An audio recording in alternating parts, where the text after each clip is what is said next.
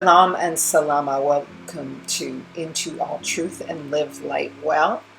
I pray that the Ruach HaKodesh will lead you into all truth and show you things to come so that you may be rooted and grounded in love, and that the word of his promises may be sown in your heart to bring forth good fruit so that you can walk in repentance and show forth the fruit of righteousness, that you may receive the fruit of eternal life and be alive and remain when the kingdom of Yeshua HaMashiach comes, in the name of Yeshua HaMashiach.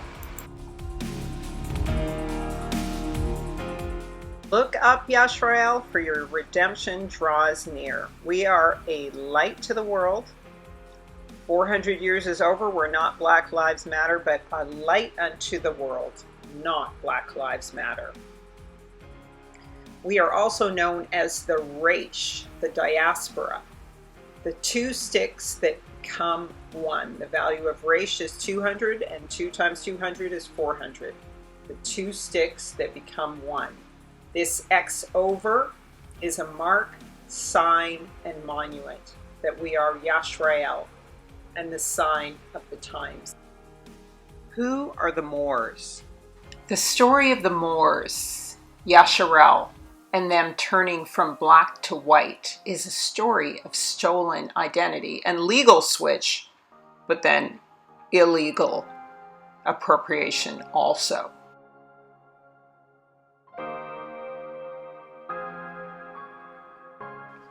The Kabbalah says that in order to make someone into a slave, you have to make them white, Bianco, into a tabla rasa, a blank slate.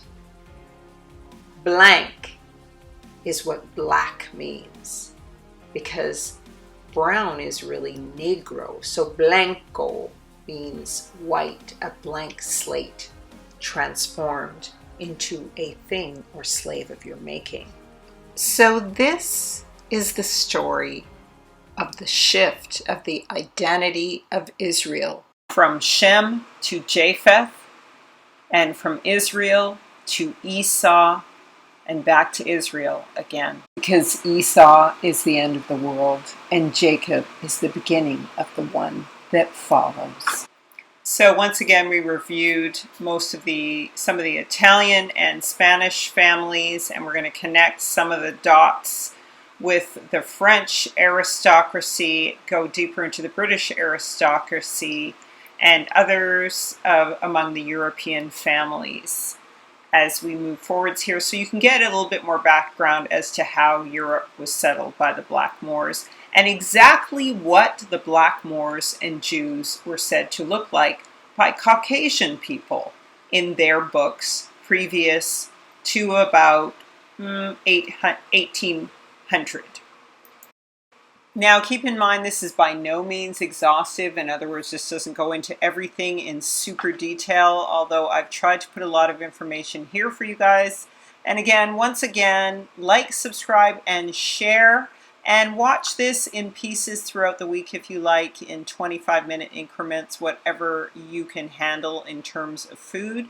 And please share this with your family members who are still in the church or want to be educated on this history. This is actually the history of the Black Moors and the transition from Negro to Bianco. And there's going to be some inaccuracies in this because I'm piecing together the history that has been pulled apart and fabricated into a tapestry of lies. So not all of this is going to be perfectly accurate, but I'm operating in the Ruach, and so if you have any pure corrections to make towards the truth and not reverting back into the lies, I am happy to receive it just as comments below. Thank you so much. Please remember to like, subscribe, and share. To say most of this research has come from Benaiah Yasharel, Benaiah Israel. You can check out his channel. He shares information very generously. Awesome Hebrew. But anyway, let's get back to this. So refugees driven out as Moors.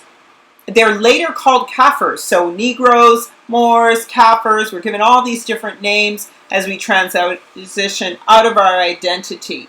And so you see in Hamburg in 730, Brandenburg 1573, Bavaria 1553, Spain 1462, 1422, 1403, 1342. There's all of these expulsions, even from England in the 1100s, multiple expulsions. And the reason for this is because the blessing is still and always will be on Yasharel, the seed of Yasharel. And that's why it says Jacob is the former of all things. So what these Europeans discover, and the reason ultimately for slavery, is that they realize that prosperity only comes when you have the people and their gifts and talents.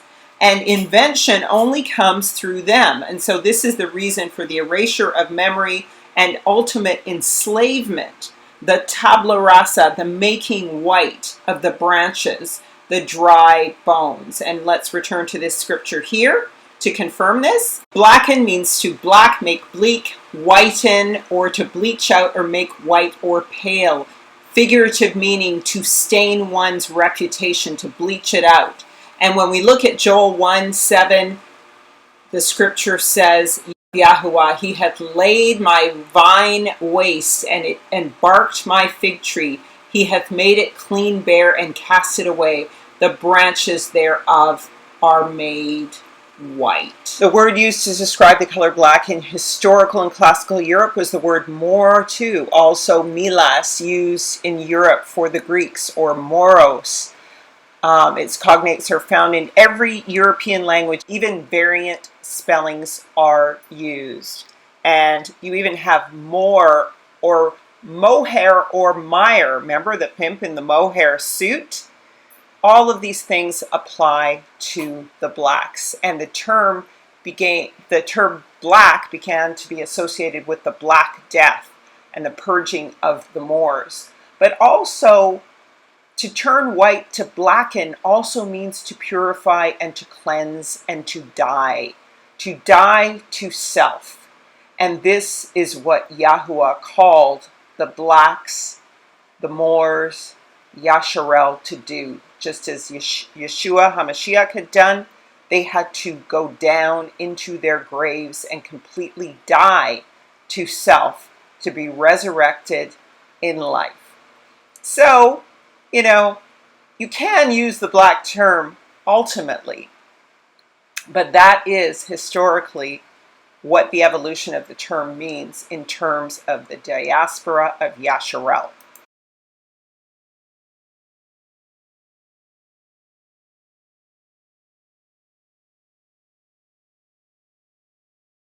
La Sagrada Familia Church, a seeming monument to the horrors of those who perished in Europe and the Spanish Inquisition.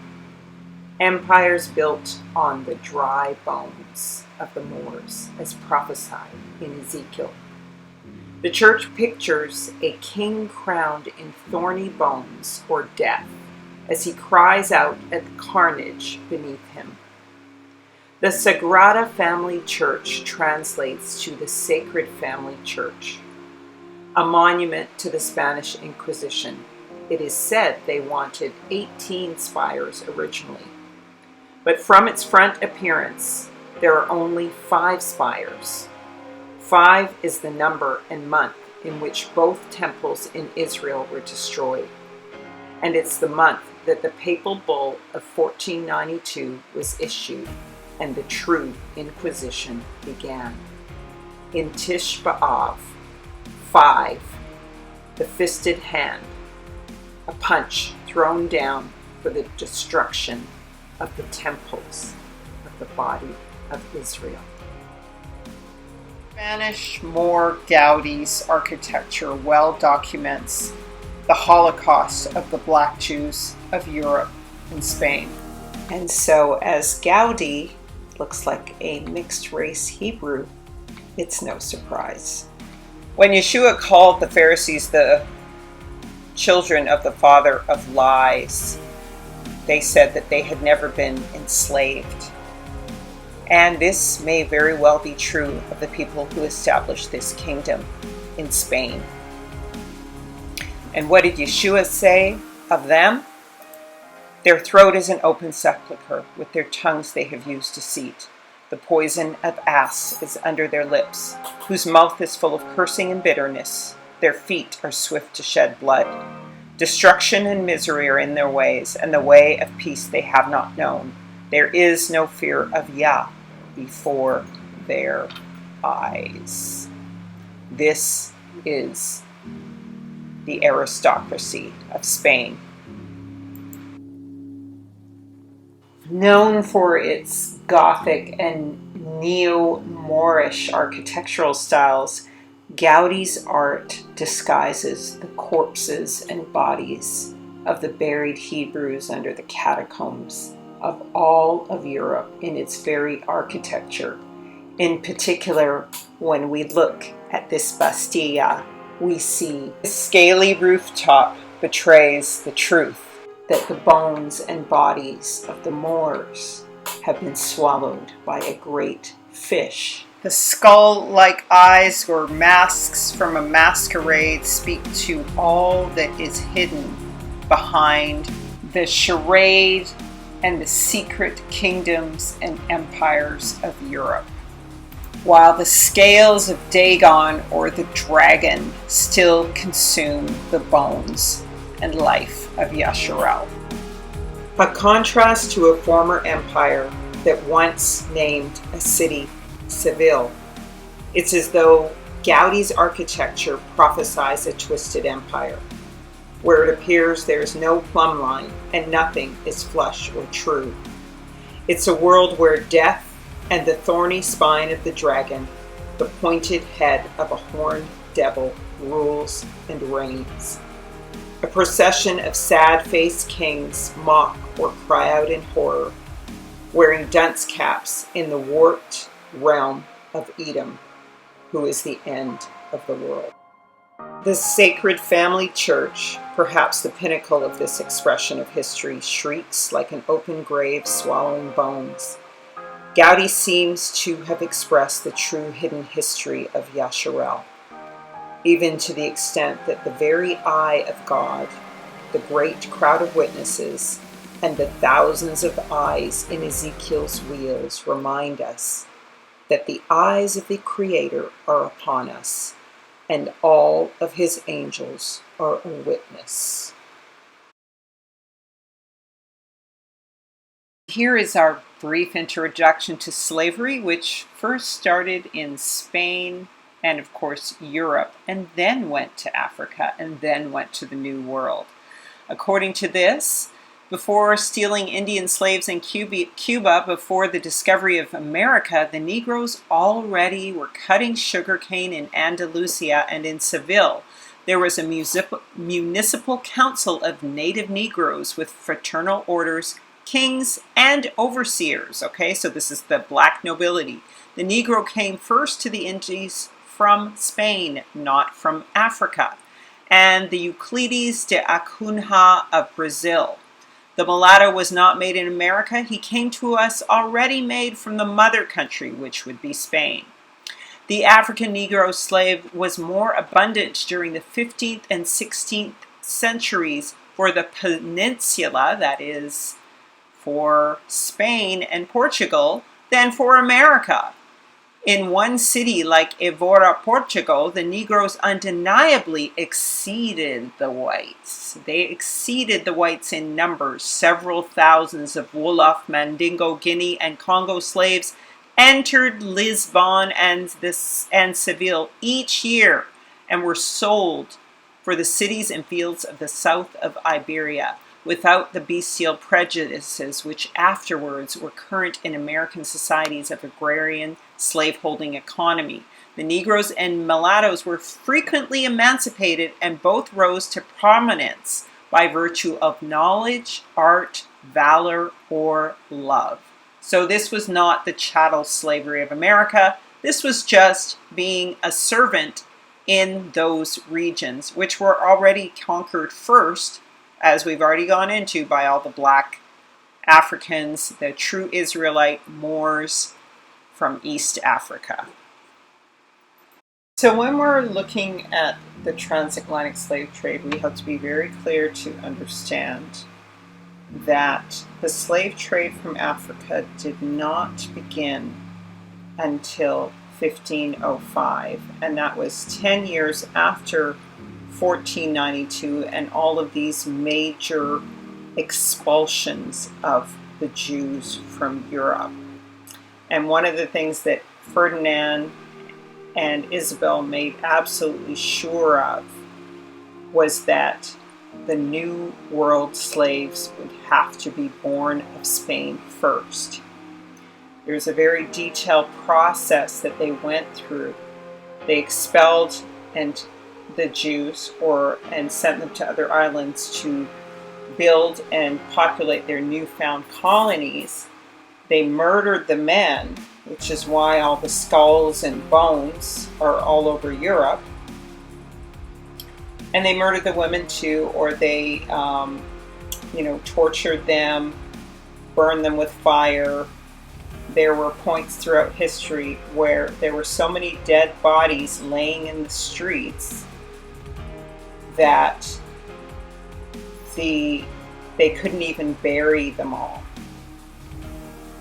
And what they did was they first took the children into the homes of quote unquote Christians, and they would then train them and school them, and then they were to be sent to the colonies as slaves.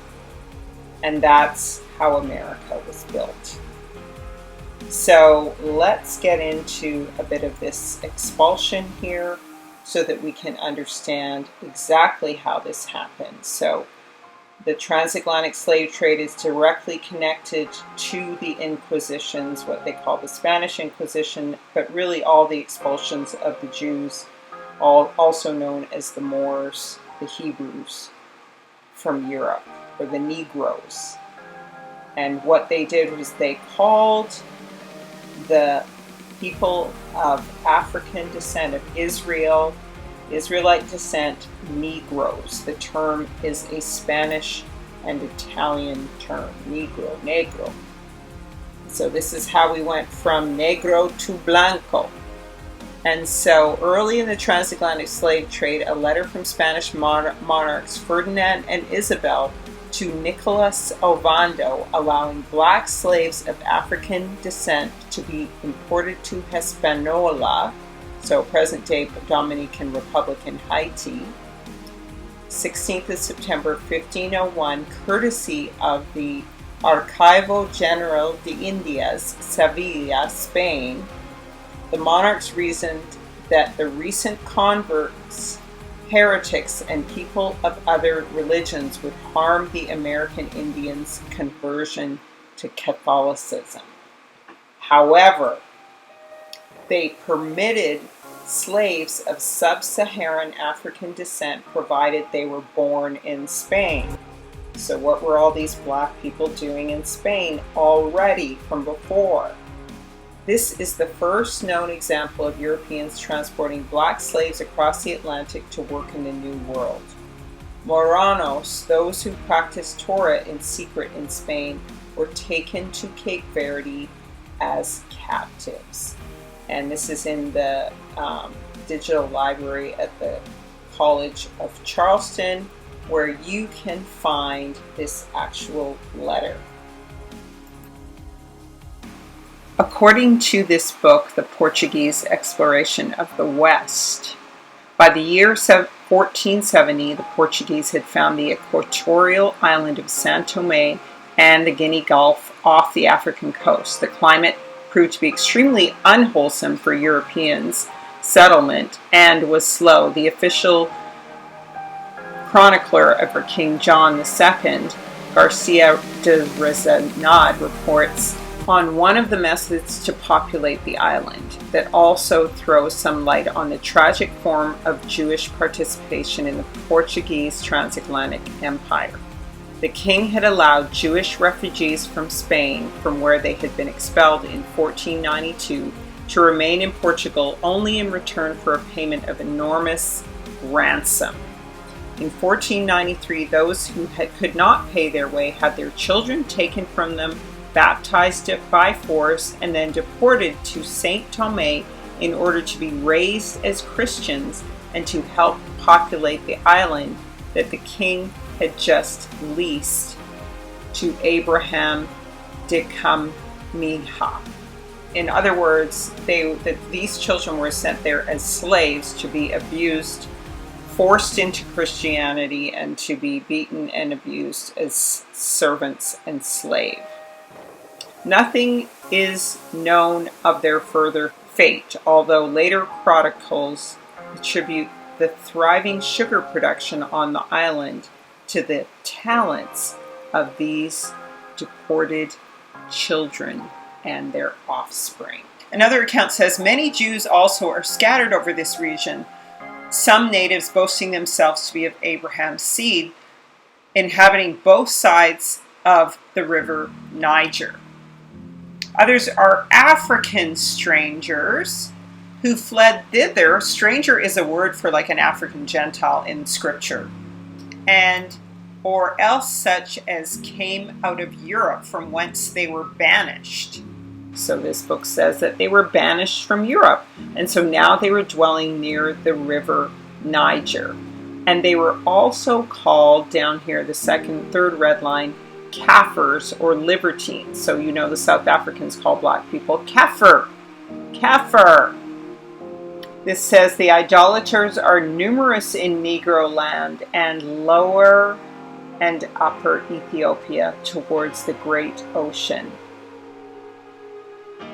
Okay, except, as we hinted before, some few who by industry of the Portugal and Spaniards have been converted and baptized in several places.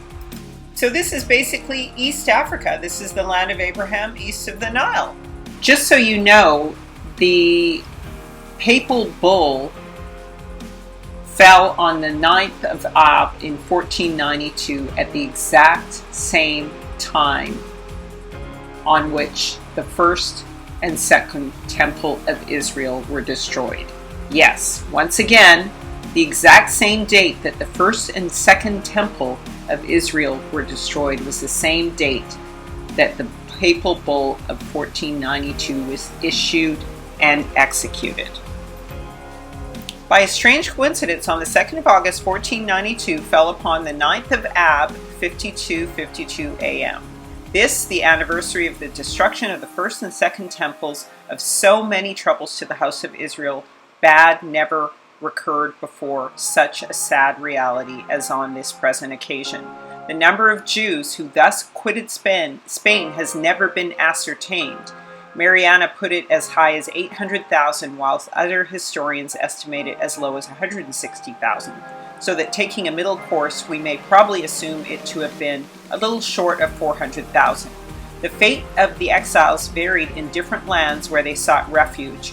Those who escaped to Morocco and Algiers found inhospitable reception. Many were sold into slavery, some starved to death, whilst others were ripped open in the hopes of finding gold pieces in their bodies, and a few preferred to return to Spain and receive baptism, a fate which was forced on some others who were wrecked on the Spanish coast.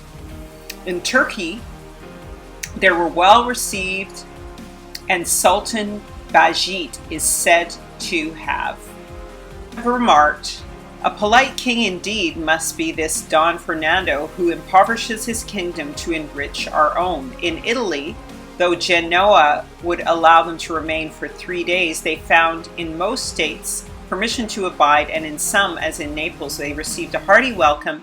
Into Navarre some few were admitted, but only to await in a couple of years an entire expulsion with the rest of their brethren.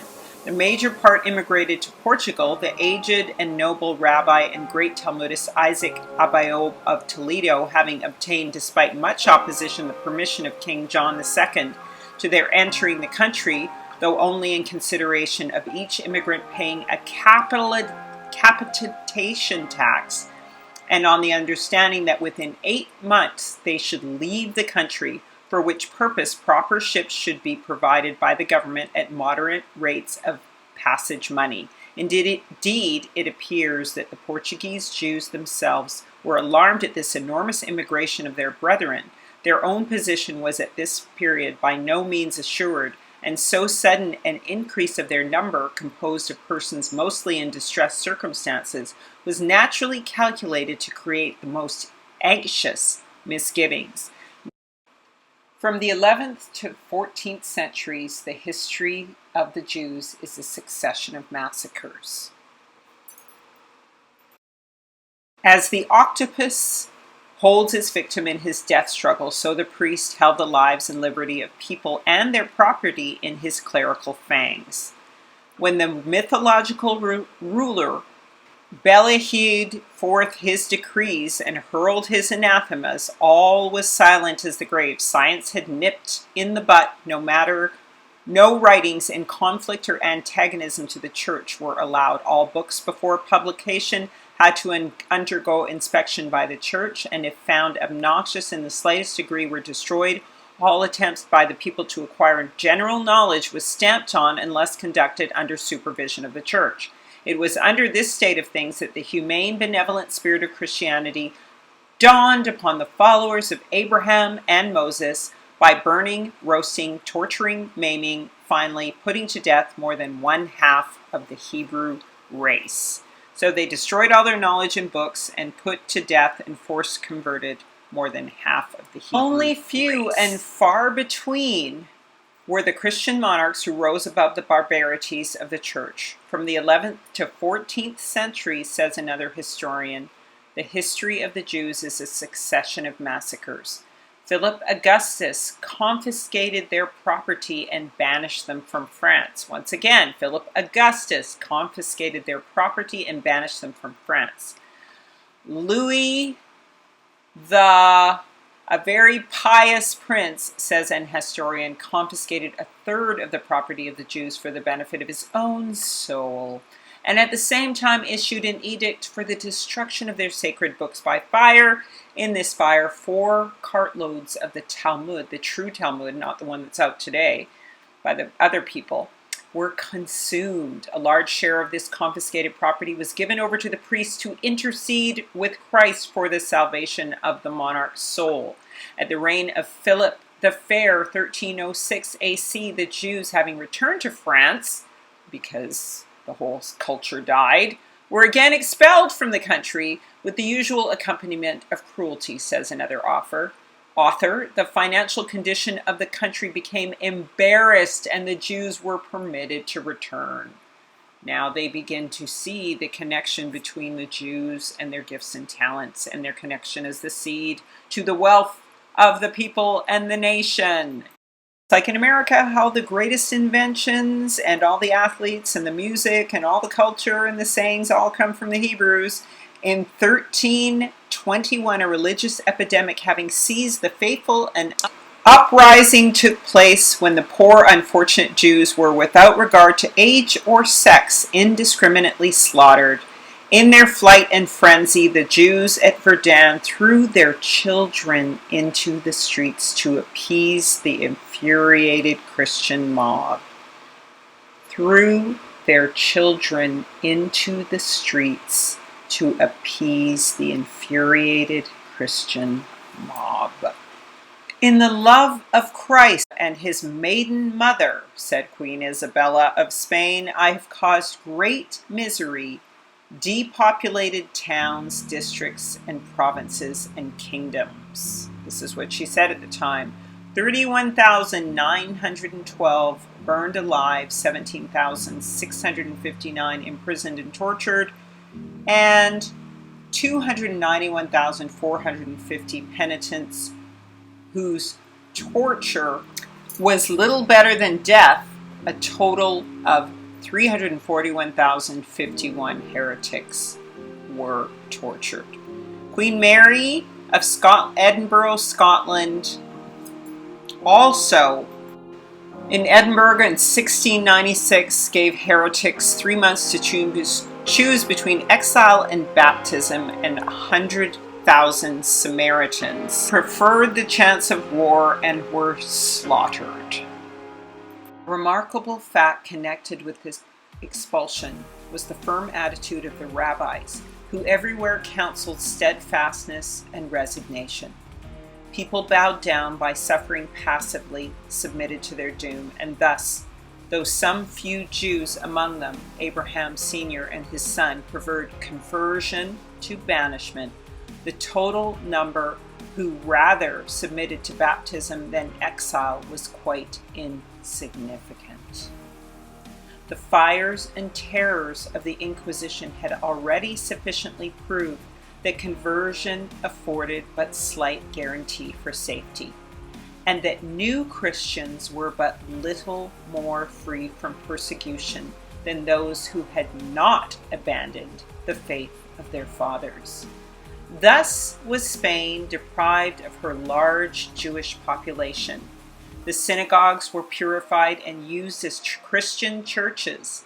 The vast sums of money which were owed to the Jews, and still larger amounts which they were forced to leave behind them, found their way partly into the hands of their debtors, or still more, into those of the sovereign. The chief professors of medicine were sent out of the country, to the terrible inconvenience of the population, because there was plagues going on, so everyone was getting sick. This was the judgment of Yah. This is the judgment that's coming on the Gentiles now. Unfortunately, at the time of the expulsion, the plague was raging in Castile, and the fugitives brought with them the disease, propagating it wherever they went, and not unnaturally causing their advent to be viewed with loathing and horror. This circumstance induced King John to hasten their departure from Portugal, for which purpose ships were duly provided according to the agreement. But such was the temper of the captains and sailors that they subjected the Jews to the hardest possible conditions. They plundered them of their goods and valuables, even to their very clothes, and landed them naked and bare of everything on barren points of the African coast, leaving them to die of starvation or to be sold into slavery to now the Arab Moors. Nor was this all, okay? The king wrested from their parents all the children. Yes, they took all the children between the ages of 3 and of 10 of those Jewish immigrants who, from poverty or otherwise, had omitted to pay the capitation tax on entering, or those who were forced to remain in Portugal and had them transported to the newly discovered islands of St. Thomé, which then swarmed with alligators and other beasts of prey, to be brought up as Christians. In connection with all of this, this was designed to lead up to the transatlantic slave trade. So 200 years before the transatlantic slave trade, King John III sent these people to Angola and Guinea and St. Thomé in anticipation of then sending those people to the New World in North America. King John, the third king of Portugal, sent a colony to New Guinea, to Portuguese New Guinea, above 200 years before, whom, though the unwholesome air destroyed, yet the place was not left desolate. In other words, it destroyed the people who were sent there, but it wasn't left desolate, for he sent new inhabitants, who first settled in Guinea, next in Angola, and lastly on the island of St. Thomas, so that they might be better used to the air. And that said, the king sold all the Jews for slaves that refused to embrace Roman religion, and caused their children to be baptized, from whom coming thither, or in other words going to Guinea, in great numbers, most of the present inhabitants were descended. So in other words, there now, 200 years later, having settled that land, they were being prepared to scatter them. Continue to scatter Jacob. Apparently King Manuel of Portugal wanted to give grace to the Hebrews, but who had fled from Spain to Portugal from 1495 until 21 during the Golden Age.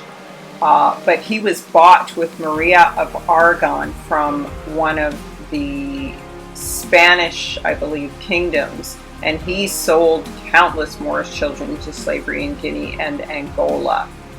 And when they talk about how they had to sell their jewels to finance the New World, these are the jewels they stole from the black Moors who they sold to finance the slave trade. That's the real story. So here again is commentaries on Hebrew and Christian mythology. Okay, so it says that in 1395 they were indiscriminately banished from Middle France. Then Jews were also expelled from Vienna in 1196, from Magdeburg in 1225, from Breslau in 1226, from Brandenburg in 1243, from Frankfurt in 1241, from Munich in 1285, Nuremberg 1380, Prague 1391. From 1346 to 1350, the Jews were murdered by the thousand until the race in Germany became nearly extinct. In Switzerland, Christians commenced to persecute the Jews about the middle of the 14th century, and in the 15th, they were expelled from the principal cities in that country of Switzerland. And I said before, Switzer means Schweizerland, which means Schwarzland, which means black land, land of the blacks. In Spain, during the 6th and 7th century, the Jews were persecuted without mercy when the Moors invaded Spain. Now this says the Jews lent a helping hand. So glad were they to escape Christian tortures, they were made equals wherever the Moors held sway. So these are their actual brothers and sisters, forced and converted into Islam, but as the barbars, still maintaining some of their identity. So they held sway. Let me say that again. During the 6th and 7th centuries, the Jews who were already in Europe were persecuted without mercy. When the Moors invaded Spain, the Jews were lent a helping hand. So glad were they to escape Christian tortures. They were made equals wherever the Moors held sway.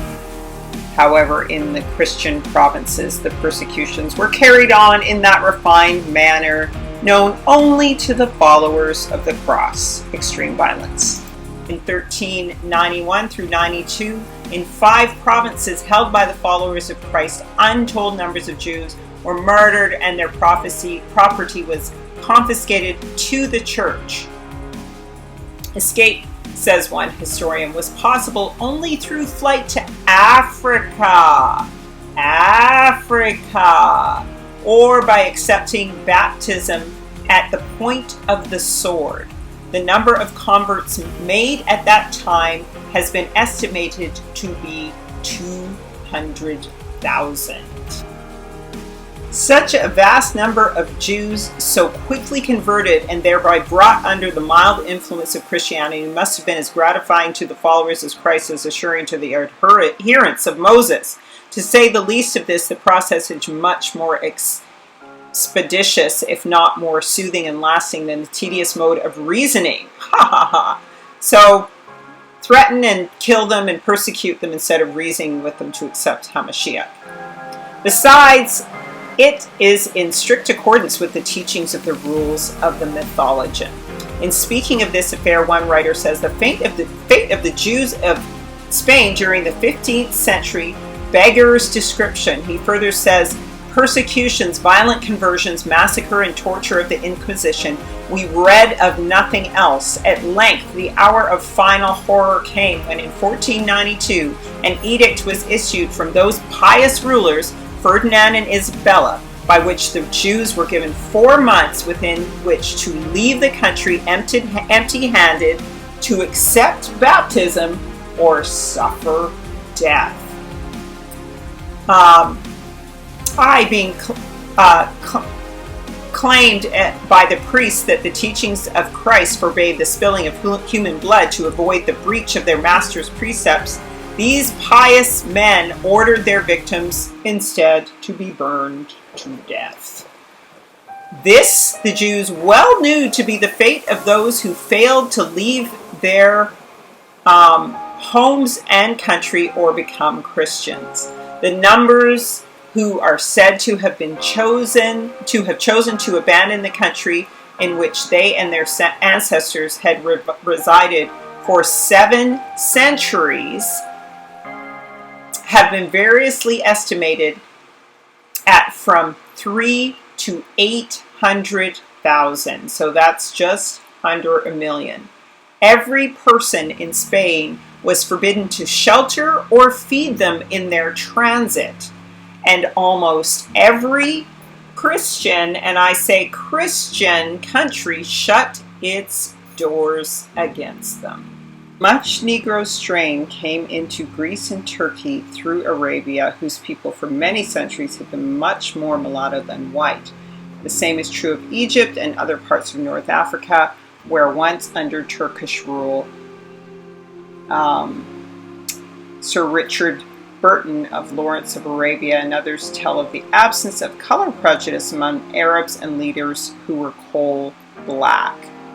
The Venetians in Greece and great slave traders brought Negroes in numbers to Italy, where they were used as soldiers, slaves, wrestlers, diverse swimming masters, musicians, jailers, hatchetmen, etc. Pages, pets for noble ladies. 3 of the latter were Lucretia Borgia, Isabella Mantua, and Queen Isabella of Aragon, the latter who wrote her urgent in Venice, asking him to send her a Negro blacker than the last one. So here again we have the tyranny of white women, just abusing children in this case, once again, just as in the past. Of course, the curses of Deuteronomy say your sons and daughters will be given to another people, and so this is fulfilled here. And so this is the blood of the saints that sits beneath the catacombs of many churches, beneath the altar of many churches in the New World, but mainly in Europe, and they're sort of ritualistically placed. And these are the bones, the blood of the ancestors, that cry out from beneath the altar, saying, "How long, O Yah, until you avenge us?" And these are the prayers that are taken up by the 8th angel of Yah and dropped in Israel in the form of an earthquake in Revelation. Yah drops the needle on the record and boom. These are the bones of the Hebrews tortured, murdered, and plundered for holding on to the Torah, Tanakh, and Yeshua HaMashiach. So the next time you, as a descendant of the transatlantic slave trade, mock the book, think about all these people, and there's over 800,000 of them in Spain who died to hold on to that book. And so this was the time of the Inquisition in Europe and the time of Jacob's trouble there. And of course, we have all of the catacombs in Spain and all over Europe where the bones of the Hebrew ancestors who were tortured, their remains cry out. And of course, over 100 million people died in the transatlantic slave trade on the way to the Americas, and over 100 million of our people who lived in the Americas of the 10 tribes also died. So this is the blood of the saints crying out. So, how did all this happen? How did Yasharel lose their kingdom? Well, we know it started with Hamashiach, and then 70 AD, and them being cast out of the kingdom. But let's backtrack to the last video, where we can begin again with the transition, Negro to Bianco. To review, Mauritania was established near the gates of Gibraltar between 1100 and 700 BC, and this was the time of at the time of the height of the kingdoms of Israel during Solomon's reign. And this is when the Gentile ships of Tarshish, of Japheth, the sons of Japheth, were trading with the ships of Zebulun. And of course, all the way up to around 700 CE, which was the beginning of the Arab invasion, and I mean the black one, not the white one. The descendants of Esau and Ishmael began to invade, but they were confronted by many of the Moors along the way. And of course, as often is the case, they had to confront a Moorish queen.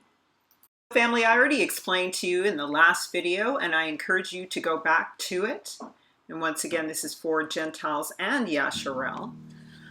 But I'm just reminding you once again that the barbarians were sons of Yah. Okay? The barbarians were not Europeans. They were in fact the outcast seed of Yasharel, the 10 tribes, and eventually Yehuda.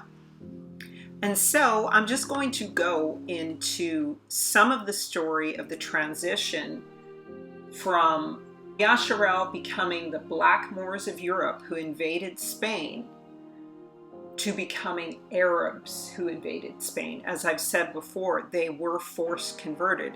And this is part of the prophecy that said, you shall worship gods of wood and stone. And so when you see the black cube that is in the Middle East, this is the Arab god of stone. Okay? And it's another one of the false gods. But nonetheless, as we go into the story of how the Black Moors conquered Spain, I want you to know that this was Yasharel. And they were known as the people of Mauritania.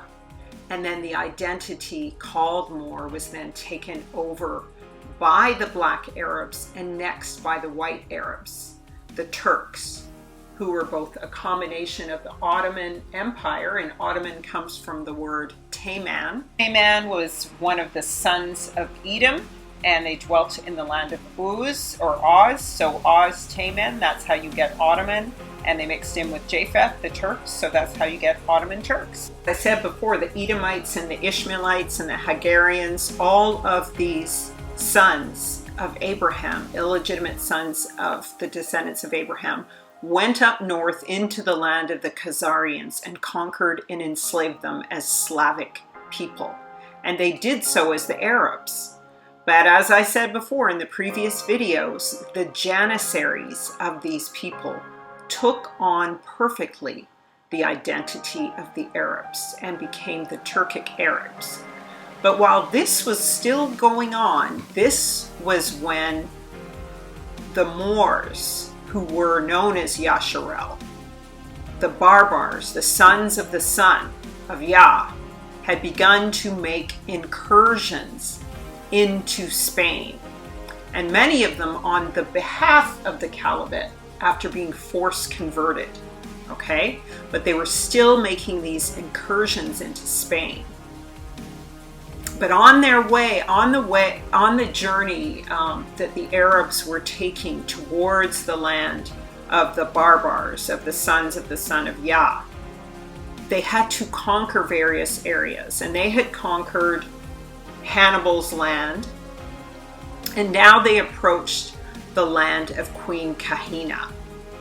And Queen Kahina was a Moorish Israelite queen who held the Arabs at bay. And this is around 700 AD or CE.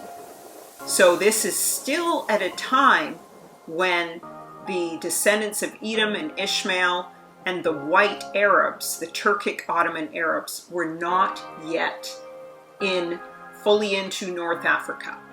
And they called North Africa and Mauritania Maghrib, like a giant. You can imagine the Gog and Magog giant saying, "Me grab, me want to grab that land, Maghrib," right? So one of the people who held them at bay, who is very reverenced for being a Moorish Islamic queen, but she actually wasn't yet at this time. But this shows you how the history of Yasharel and the history of the Moors is interconnected. So in CE 698, Hassan Abinar headed into the Maghrib in 695 and captured Carthage. but then the Byzantines retook it. And then in 698, he takes Carthage, he destroys it, and then he heads over to disturb Queen Al-Kahina, also known as Caliph, under the Khalifa. So Queen Al-Kahina was known as the prophetess of the Moors. And so she overcomes Hassan when he comes through the area after he had conquered the kingdom of Carthage. And so she was able to overcome him in this battle of Debarca. Okay, and so we know son of Barca, it suggests son of the sun, son of the set apart place, as I talked about in my last video when I discussed Hannibal, my second to last video. And so these are, again, the sons of the sun and the sons of the set apart place. And so this is in 702, Berber queen, prophetess of the Moors, Al-Kahina, is targeted by Hassan, and she overcomes him, much like Deborah or Jael in scripture. And so this is part of this history that the Moors have, again, of having Moorish queen rulers and not these extremely, sexist or polygamistic laws that the fake Muslims have instituted, or the Edomites instituted and injected into the existing polygamous sin of Israel. When we look at this article online on medievalist.net, of course it has pictures of these white women representing the queen. Her real name was Yaya, D-I-H-Y-A, so it's probably close to Dinah. And so these are some of the clues that we have as to her being a Hebrew. And what she had done was that the Byzantines had fled north to the Mediterranean, and she, after Hassan, went into Carthage. Okay, so these are Hebrews who fled, and he felt very confident that he had accomplished his task, having defeated the Byzantines, and of course Egypt was conquered and he was moving eastward. And so he received this surprising news that Al-Kahina had gathered a large force of Berbers and wanted to expel the Arabs. And the Arabs describe her as a sorceress, of course. But she is really described as a priestess or prophetess. And her real name, like I said, was Yaya. So when, as soon as we've got Yah in the name, scripture says, and my people are called by my name. And the psalm says that Yah's name is Yah. So we know she was a Hebrew. It was Yaya or Damya or Damaya. Okay? And this was, again, a Berber tribal name, so son of sun.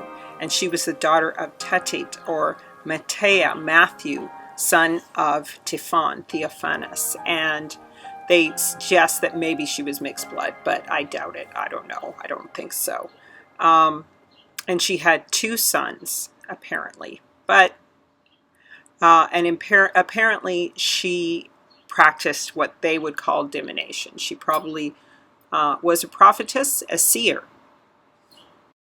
And then they had a fierce charge of the Berbers against the troops of the Arabs, and left hundreds of them dead, 80 prisoners, but she was very kind to all of the prisoners, and she withdrew to her own territories. In 704, Hassan was dismissed from command and replaced by a Musa ibn Nusayr. And so her demoralized army met his forces, and they were defeated. And apparently she fled to the Orus Mountains, which was her stronghold and center of power. And the scripture always says, flee to the hills, flee to the mountains. That's what our people do. They do it in Jamaica, they do it in Africa, they do it in Israel, they do it in North Africa. More clues, right? And so the final battle took place in 701 in Tarfa or Tarbaka, and which is near Tunisia and Libya, and her army was crushed. She died in the fight, and she perished near a well. And of course, the women of Yasharel are always near wells. They're women of wells. So these are all the clues to who she was. She was of Yasharel, but nonetheless, she was made a famous prophetess in the history of the Muslims and was counted to be among them. So this is how we know that the people of Yasharel were force converted into the Muslim faith. And the following year, the Berber commander Tariq ibn Ziyad, who is our next guy we're going to talk about, would lead an army of 12,000 men, mostly Berbers, across the Strait of Jabal Tariq. So Gibraltar is the wrong name. Jabal Tariq is his real name. And of course, Tariq is the same name as the name of the mountain in the middle of the continent that would formerly be called Israel, or where Arabia and Israel and everything is. The mountain cry out to Yah is what Tariq means. So that's the same name as the mountain range where I believe possibly the true city of Jerusalem is, on the continent of Israel, the frontal lobe of Africa. So Al-Kahina, despite her feat, has gone down in history as a legendary queen and prophetess. William Spencer, who studied in Morocco for some 10 years as a European, told us that the Marabouts of Morocco, his definition, were saintly men and women who had acquired a circle of disciples who propagated their beliefs. He said that nearly every Moroccan town had a patron marabout, a marabout. Again, indicating that something was missing. Something's missing if there's not a feminine principle in Islam. Something's missing if you take the position that only men can be spiritual leaders. And Africans knew that. And that's why when Islam, Arab style, came in, they said, well, yeah, I understand bits and pieces, we're going to do it this way. Because the essence of what you're saying is true. But you added all this cultural baggage onto it that we can't appreciate. Because that's your reality coming out of the Arabian Peninsula. But it's not ours. Unfortunately, this is something which is not often presented. How many people know about it? Said brother knows. That's right. But I mean, we're talking about a minority of folks. People say, what happened? Luella Hall, this is another concept. Luella Hall, who is a historian, deals with diplomatic history of the U.S. and Morocco, defined baraka. And you've heard of Midi Baraka, of course, the famous playwright. But defined baraka, which is supernatural power thought to be in the descendants of Muhammad, holy men, holy women, and sacred words. So someone has baraka, you have that supernatural power that links you to some significant spiritual teacher, man or woman. The Marabout concept of baraka and the emphasis upon provincial leaders and centers of power caused them to be viewed by the hegemonic Sunni as improper Muslims.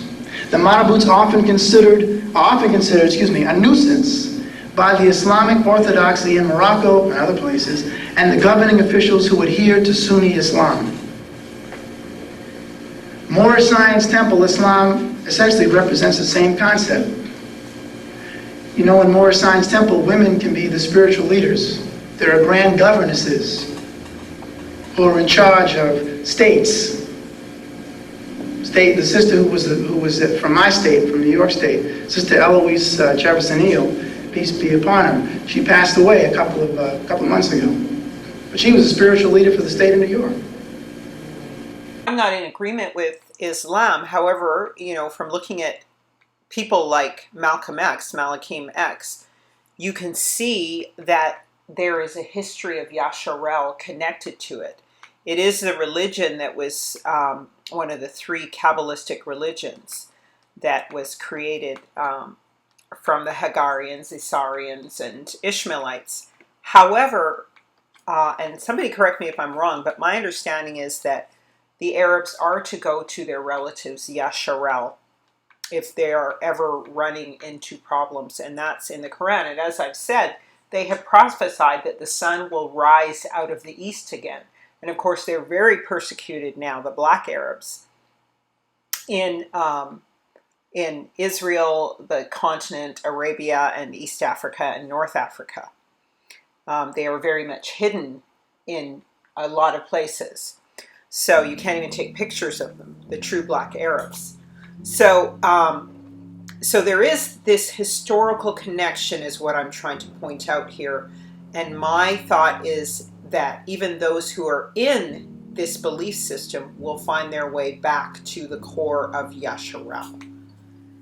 And of course, this is the conspiracy of the nations against Israel. When they said in Psalm 83, they have said, come and let's cut them off from being a nation, that the name of Yahshua will be no more in remembrance, for they have consulted together with one consent. So all the nations and our brothers and sisters among the Ishmaelites and Moabites and Edomites consulted together with one consent. They are confederate against thee, the tabernacles of Edom and the Ishmaelites of Moab and the Hagarenes, Gebal and Ammon and Amalek and the Philistines, the inhabitants of Tyre. Remember, Hasatan is the prince of Tyre. Okay, we heard Edomites, Ishmaelites, Moab. Asser is also joined with them. Asser, the Assyrians. They have holpen the children of Lot, Selah. Do unto them as unto the Midianites at Sisera, as to Jabin at the brook of Kishon, okay, which perished at Endor, and they became dung on the earth. And what is the prophecy to Israel? That they would become dung on the earth, spread to the four corners, fertilizing the earth with life and blood. Musa ibn Nusayr was going to bring order to chaos. He led an absolutely brutal campaign of conquest, and it was said that during his offensives, he managed to capture 300,000 people and sent them all back to the slave markets of Egypt. By 708, he had successfully taken Morocco and had subjugated the city of Tangier, installing as governor a man named Tariq ibn al-Zaid. He's going to be another one of those names to remember, as he was going to be Musa's right-hand man in future endeavors. By the year 709, most of North Africa was now in Arab hands. Trade began to expand, and the cities of Fustat, Kairouan, and Tangier became administrative centers for control. Even the Berbers, seeing which way the wind was blowing, began to adopt the new religion and began signing up to join the Arab army. I guess if you can't beat them, join them. The actual first man to conquer Spain out of North Africa was Tariq. And of course, it's suspected that already the 10 tribes had been up there and blended in with some of the Europeans, mixed in with them. But this was the first official conquest, and he was a Berber. And he was going to fight against and defeat King Roderick. There was a table belonging to King Solomon in the land that showed that the Jews and the 10 tribes were already there.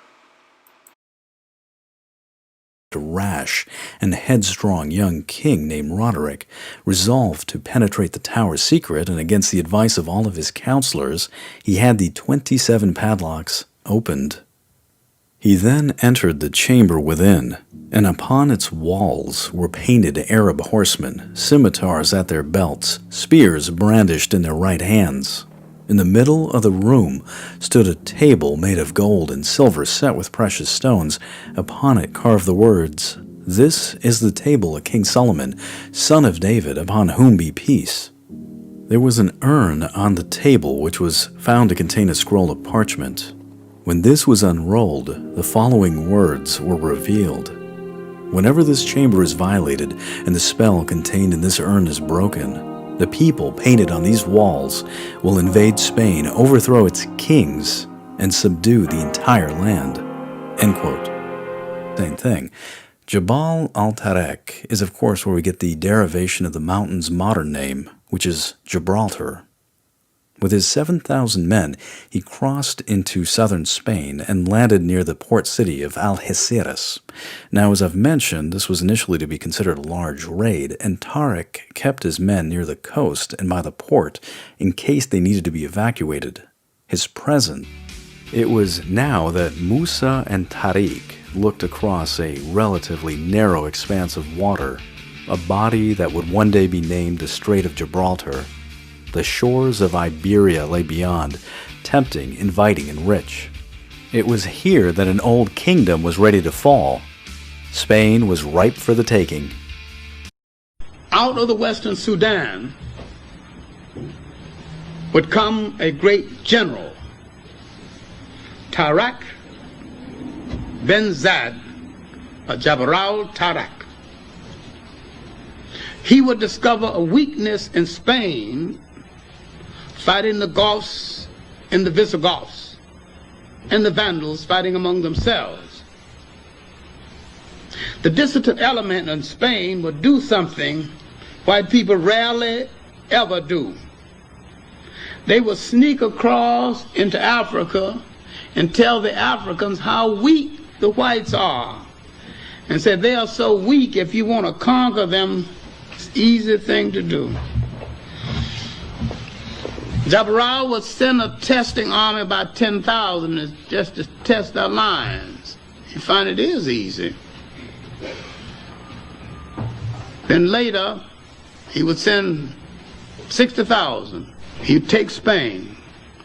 Now this is purely an African conquest. You are not dealing with the Arab conquest of Spain at first, because the Arabs were not there at first. The initial conquest of Spain was African, not Arab.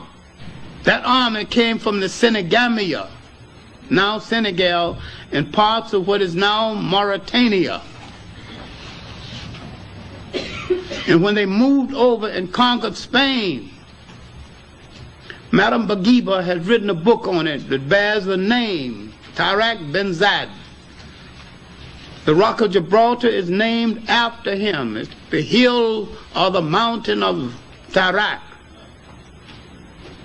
Gibraltar is a corruption of his name, Jabral. And she describes the army going into Spain. She says the army was black as ink. The general was blacker still. Tariq, meanwhile, pushed on to the capital city of Toledo, which at this point had been largely abandoned. He took the city and secured the land around it. He then stationed his men there for the winter of 711 to 712. And if you think about it, this is not a bad campaigning season. This is what a general would call a very auspicious beginning. Now, during this time, Musa ibn Nusayr was sitting back in North Africa and watching Tariq put on his dazzling performance. He had, after all, captured a port city and taken Cordoba and secured the capital, and of course took out a Visigoth army. Tariq had basically taken a raid and turned it into a war of conquest, and had managed not to die horribly in the process. Musa now realized that he was missing out on what was turning into a very lucrative affair. And so he mobilized 18,000 men, experienced veterans, mind you, and in June of 712, he brought these men into the port city of Algeciras, much like Tariq had done before him. Now, he spent the summer securing the southern tip of Spain, and then advanced to Seville, and finally onwards to Merida. Merida, being a substantial city, took a considerable amount of time via siege, in fact the entire winter of 712 to 713 to conquer, and with a considerable amount of bloodshed. Other areas opted to do it the easy way. They were given a diplomatic option, like the governor Theodomer of Murcia, which I've also heard as Murcia, which is an area in southeastern Spain. He was given a treaty, and the terms were fairly benign. He was given autonomy and the option for religious tolerance in exchange for paying his taxes on time, which, of course, beats being killed. And for the Arabs, it allowed them freedom to move on to other targets. So after this successful campaign season, albeit it was a bit bloody, Musa eventually joined up with Tariq in Toledo. After exchanging the necessary pleasantries, they got down to the awkward affair of resolving who got what in terms of spoils. It was about now that Musa really had to pull rank. Apparently, they got into a real spat over the jeweled table that I mentioned earlier, the one that was considered to be the Table of Solomon. After a lot of back and forth, Musa ultimately got it, but not before Tariq managed to pull off one of the legs and replace it with a more rudimentary variant. It got really childish, but luckily nobody got their eye poked out. After Musa essentially got the lion's share and the two men hugged and made up, they set off to the northeast in 714 to capture the Ebro River Valley, and then they went on to take out Zaragoza and Lleida and Barcelona or Barcelona. However, they didn't stop there. They crossed the Pyrenees and took a chunk of southern France called Narbonne. The thought process here was that this area would be a launching pad for further conquest, as it became readily apparent to both men that there were still lands to be plundered on the other side of the mountains. So let me ask you this. If you were a war correspondent at this point in history, what would you report back at this point? Good chance is that you'd probably say that the conquest was going great, medals all around kind of thing. Now, the average person out there, if you do a fantastic job at whatever it is that you do, there's a good chance that you're going to get some sort of recognition. And if you're really lucky, you might even get promoted. However, news of Tariq and Musa's success began to worry the Caliph, who issued a command to recall both men back to Damascus. He was concerned, and perhaps rightfully so, that Musa was going to go ahead and carve out a kingdom for himself. Indeed, as Musa left Spain, he placed his own son, Abd al-Aziz ibn Musa, in charge, which some can argue was the beginning of a dynastic structure. In late 714, perhaps early 715, Musa and Tariq made the extended journey back to Damascus. The caliph, who had just come to power at the time, was Suleiman ibn Abd al-Malik, who, let's just say that he didn't have that warm, fuzzy center for Musa as many of his predecessor caliphs had. Suleiman, who straight out just didn't like Musa, stripped him of all of his titles and spoils and rendered him, at least in some stories, a complete and total beggar, abandoned by all, including his servants. But this wasn't going to be the final statement of Musa's last days. More on that in a bit. As for Tariq, he simply disappeared from the record, and I'm willing to guess his retirement, let's call it, wasn't exactly a benign one. Going back to Spain for a second, in his absence, Musa's son, Abd al-Aziz, continued the conquest of Spain, bringing most of Lusitania, which is what we think of as modern-day Portugal, and the northwestern areas such as Leon, under his control. Suleiman, again the man who brought down Musa, heard about this. He put out a hit on Abd al-Aziz, who was thus promptly assassinated. And if the tale is to be true, he wasn't just killed. He was decapitated, his head put into a jar of vinegar, and then shipped back to Damascus. And check this out. When he got back there, Suleiman held a lavish feast for his father, Musa, dragging him out of the gutter for a night, and during the meal, in the midst of dinner conversation, the caliph presented Abd al-Aziz's head to him on a silver platter. Talk about driving home a point in a kind of insanely cruel way. Despite all this that happened to these two Hebrews, they did conquer Spain, because Jacob is the former of all things. And to this day, Tawik is still the name of this rocky, desolate place, which could have been where the true temple of Israel was housed, at the center of Arabia and Israel. And of course, Gibraltar is still named after them.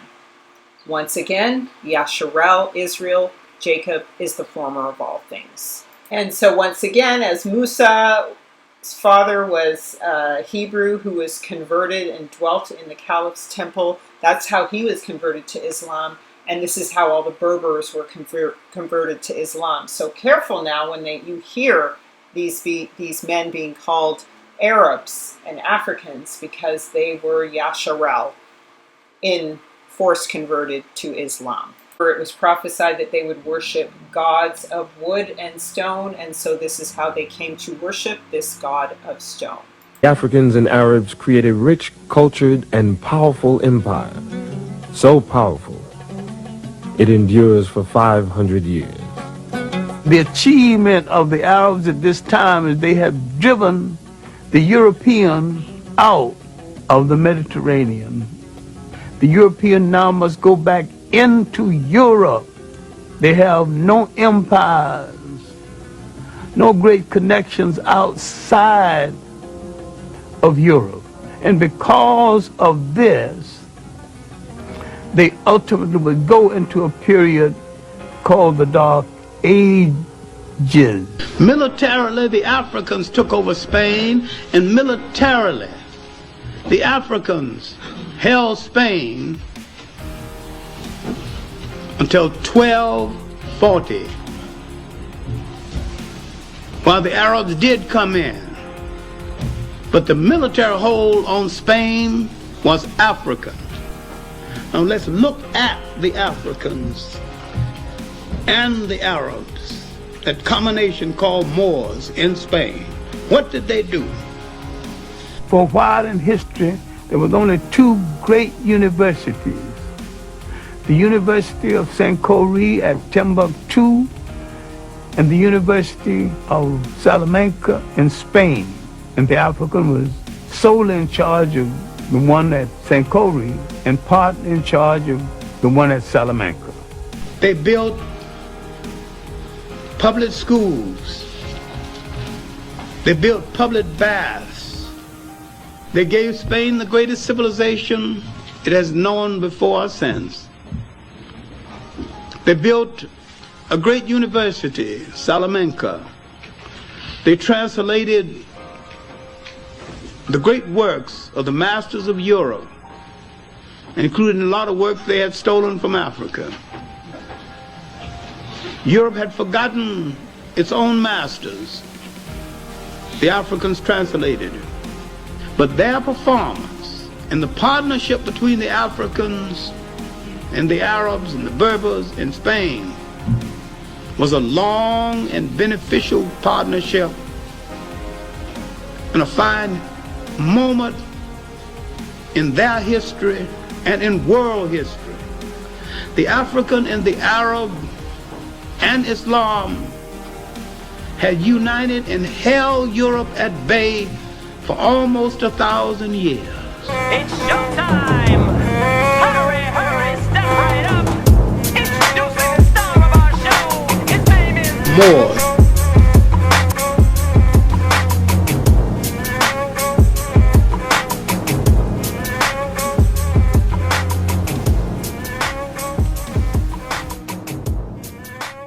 Take a break to like, subscribe, and share. Shalom. Family, it is important that we remember that many nations have called themselves Jews. The term Jew does not occur often in the Old Testament. Esther 8:17 says, "In every province and in every city, whithersoever the king's commandment and his decree came, the Jews had joy and gladness, a feast and a good day. And many of the people of the land became Jews, for the fear of the Jews fell upon them." Let me say that again. Many of the people of the land became Jews, for the fear of the Jews fell upon them. Why? Because Cyrus, the king of Medo-Persia, allowed the Jews to defend themselves and avenge themselves against the house of Mordecai. Mordecai was an Edomite who had tried to slay all of Jerusalem during their Babylonian captivity.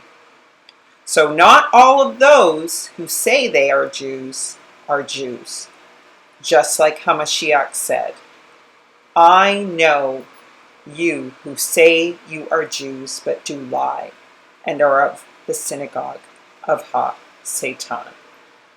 So family, I am going to direct you towards the JewishEncyclopedia.com to discover who the descendants, the true descendants of David are, according to the Jewish Encyclopedia held by the Ashkenazi Jews in Israel and safeguarded by them.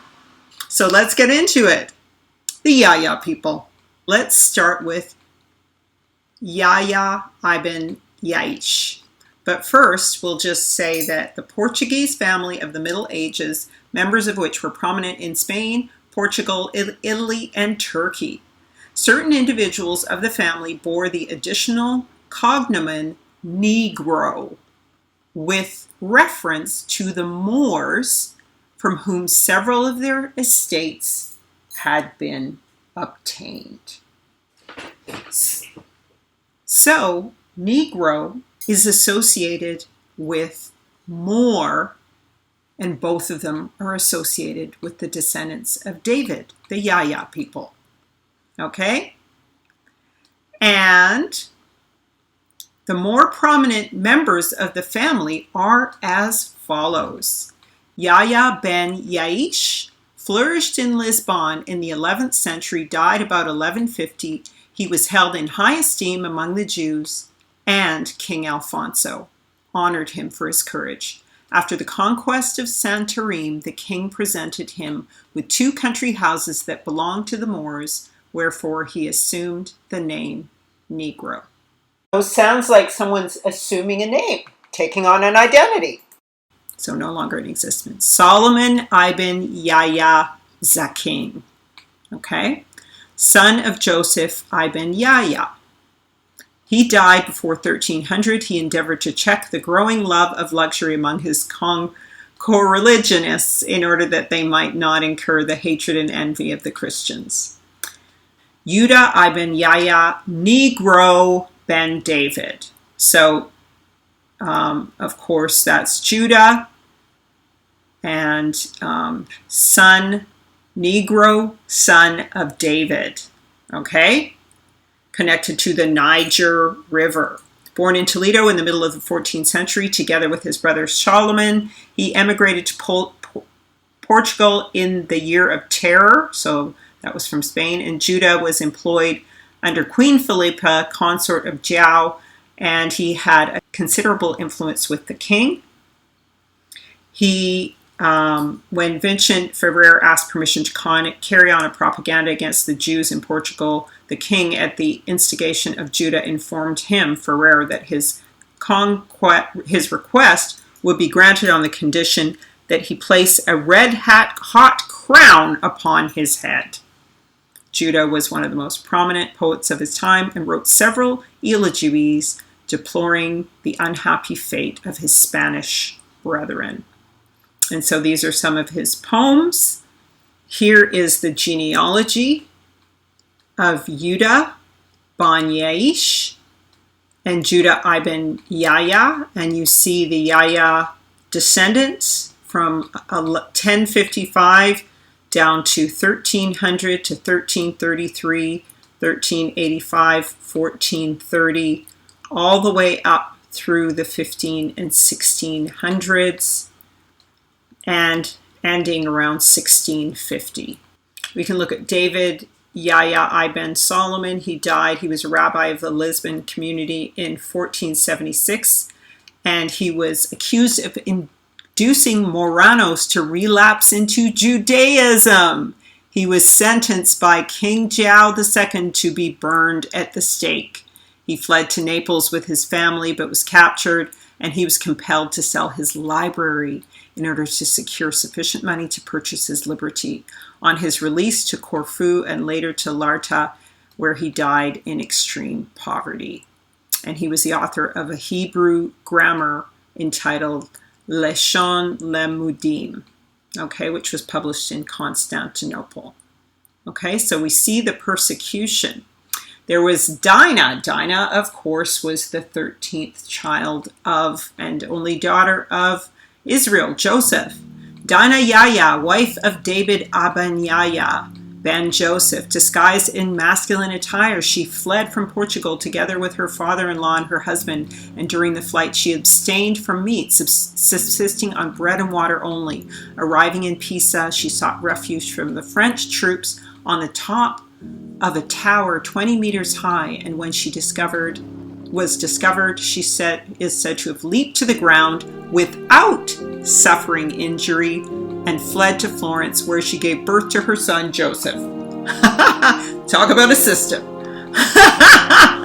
That takes some athleticism. There's Joseph Yaya ben David, an intimate friend of King Alfonso V, called himself a wise Jew. He was blamed by the king for not dissuading the Jews from indulging in their love of luxury. When some exiled Spanish Jews settled in Portugal, they were regarded with disfavor by Portuguese Jews, and Joseph did his best to remove this animously. King Joel, at the beginning of his reign, allowed the Jews to settle in the kingdom and then endeavored later to convert them to Christianity, and he chose Joseph as the first to receive baptism, so we see a time of conversion. Joseph thereupon fled together with his sons David, Meir, and Shlomo, Solomon, taking with him 10,000 crusados. He cruised in the Mediterranean for some time and finally landed in Castile, where he was sentenced to be burned at the stake. Through the intervention of Duke of Alvarez of Braganca, he was permitted to continue his journey. After 5 months' voyage, he landed in Pisa, Italy, where he and his family were put in irons by the troops of Charles VIII, who was then about to invest in the city. And by sacrificing enormous sums of money, he obtained his liberty and placed himself under the protection of the Duke of Ferrara. And in the beginning he was well treated, but later accused of endeavoring to induce Moranos to return to Judaism, and was tortured. He freed himself from this charge by paying 7,000 gold pieces, but he died as a result of the tortures he endured. His tomb is supposed to be located near that of the prophet of Hosea, Negro. Okay?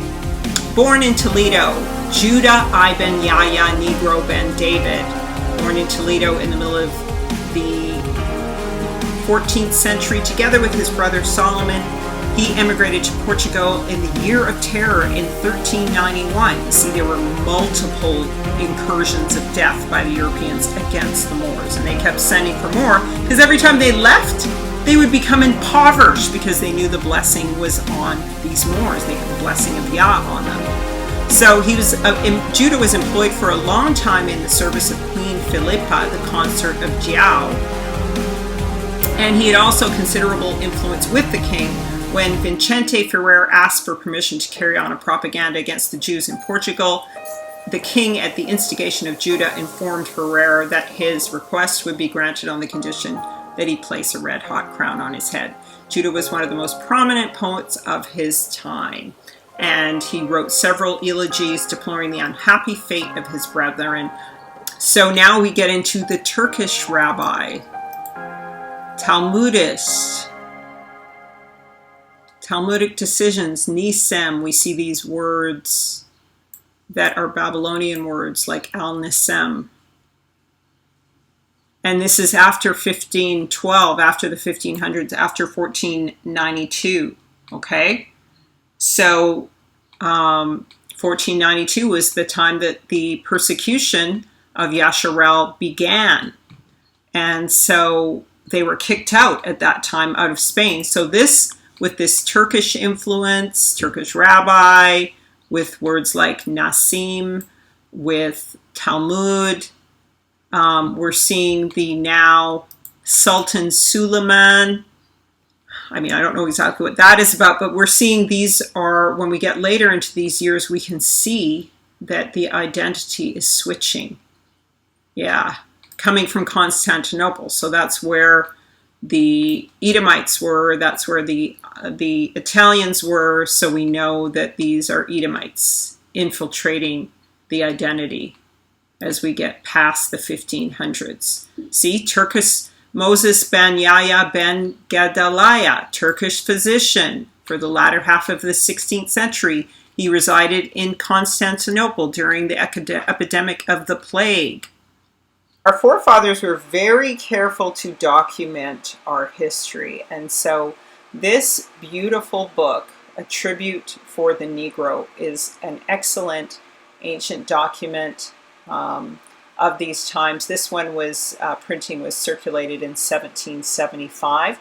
And what does it say here about the Jew and the Negro? It says, a remarkable fact in the history of Loango in the Empire of Congo is that the country, according to a statement which is fully credited by Oldendorp himself, a writer of most correct judgment and of unimpeachable veracity, contains many Jews settled in it who retain their religious rights and distinct habits which keep them isolated from other nations. Though thus separate from the African population, they are black and resemble other Negroes in every respect as to physical character. Probably an illusion in this case that Peddington in his textbook says the descendants of a colony of Jews originally from Judea settled on the coast of Africa are black. And also it says here the Portuguese who planted themselves on the coast of Africa a few centuries ago have been succeeded by descendants blacker than many Africans. So this is just some basic stuff here, guys. When we look up Merriam-Webster's definition of the word Negro, we find that it has its origins starting from 1555, and very clearly it was, as it says here, used in Spain around the time of 1555. That is its documented usage from that time forwards. But we need to ask, what was the name of the people beforehand? And interestingly enough, so the term Negro just dates back to around the 1500s. So 7 years after the capture of Gibraltar, the Moors invaded France, conquered and overran most of the southern portion. They probably went as far as Geneva, Switzerland, which was then part of France. And in 732 they reached Tours, 2 days march from Paris, but then were beaten back by the Christians under Charles Martel. And then they remained in southern France, however, until 1140, principally in Carmonique on the western Riviera, which is still known as La Petite Afrique. In other words, the French Riviera is really Little Africa. You heard that? The French Riviera is Little Africa. In 838, they took Marseille, and in 842, Arles, aided by fellow Muslims from the east, and they captured Sicily in 837 and took 1 million pieces of gold. And in 846, they invaded Italy, seized Rome, carried off the immense wealth in gold and jewelry and tapestry paintings, and later, with the Jews as intermediary, they sold back much of this loot to the Pope. But, you know, this is when the switch was taking place, because remember, it was in the 700s that the Ashkenazis converted to Judaism, right? This is at a time when Black Edom was switching to White Edom with the Ashkenazis. And they would also weave the Moors into their genetic line, because there had been invasions where the Moors in Carthage and Alexandria would be left alone in exchange for giving their firstborn children as slaves to the Edomite Italian blacks. Okay, so some real captivity was already going down since 70 AD. So during the Medo-Persian captivity, Babylonian captivity, Daniel was struck by the confusion of face. That is, Israel always recognized their own people, the 12 fruits of the 12 tribes, and they always knew who everyone was and recognized a familiar face. But once they went into captivity, into the fourth captivity, the Medo-Persian captivity, they said, "We have sinned and have committed iniquity and have done wickedly and have rebelled, even by departing from thy precepts and thy judgments. Neither have we hearkened unto thy servants, the prophets, which spake thy name to our kings and our princes and our fathers and to all the people of the land. O Yahuwah, righteousness belongeth unto thee, but unto us confusion of faces at this day, to the men of Judah and to the inhabitants of Jerusalem, and unto all Israel that are near and afar off, through all the countries whither thou hast driven them, because of their trespass that they have trespassed against thee. O Yahuwah, to us belongeth confusion of face, to our kings and to our princes and to our fathers, because we have sinned against thee. To Yahuwah belongeth mercies and forgiveness, though we have rebelled against him. Neither have we obeyed Yahuwah our God to walk in his laws, which he set before us by his servants, the prophets. Yea, all Israel have transgressed thy law, even by departing, that they might not obey thy voice. Therefore curse is poured on us, and the oath that is written in the law of Moses, the servant of Yahuwah, because we have sinned against him. So this is where we are, and this is how we got here, and this is why we see this confusion of faces. These people who only have fragments of the familiar faces of the 12 tribes. But yet it is a hope, because it is the faces of the grafted in also. But what we're going to find here continually over and over again is that the Jews are a dark, black-skinned or brown people. And these accounts are in these books, especially in Nature Knows No Color Line, are all references to white English and European writers who discuss the looks and appearance of these people. So this is not black people writing, this is black people citing white writers, which you can then go find in these various books. There was much Moorish, Negro, black Israelite nobility in Europe, and here's some of the evidence of it. And in fact, people thought it an honor to be able to marry among the Hebrews, and the Hebrews actually eschewed it because they understood the strength of the seed that was placed in them that could even wipe out the in 3 generations the genes of the fallen, the Neanderthal genes. So here's just some examples. Alfonso VI, white Christian king who was so often beaten by Yusuf, took a Moorish wife, the lovely Zayda, who was the mother of his favorite son, Sancho. Why did he choose a Moorish wife? To strengthen his genetic line. Sancho VIII, Christian king, wished to marry one of the daughters of Yaqub, so that's Jacob, obviously one of the 12 tribes, El Mansur, whose mother, as was said, was a Negro, but Yaqub declined. Okay, so in other words, they did not mix, as the Torah said they should not mix with Gentiles.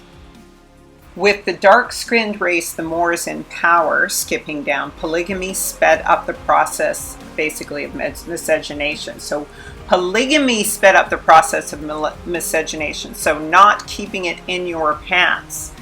And that created the constant intermingling of the Moor with the Spaniard. The intermingling of the Spaniard with the Moor meets us at every step, says Lee. Fry writes, if the Moors did not mingle freely with the Portuguese population, then I don't know what miscegenation is. Scott thought that the mingling of the races and the resultant prevalence of crosses with the influence of climate had much to do with the later high civilization reached by the Moors. He adds, no greater contrast in comparative ethnology could be found than the variety of races in Spain. Okay, so there was a lot of miscegenation and mixing in Spain, and that's how the transition happened from Nero to Bianco. Now here's some more evidence of mixing. The black color found not only in individuals as the black Jews of Portugal, but in tribes as the Picaris on the Red Sea, whose hair and character were perfectly Semitic, and the white color in the brutalized descendants of certain exiled Irish of Ulster, whose features are almost of African type. Hiding in plain sight today is the truth about who the real Goy are. This Jewish actress, who is the star of Game of Thrones, tells you who she really is in this photo. The Jews were known to be dark-skinned and not fair-skinned people. Okay, so what does this mean?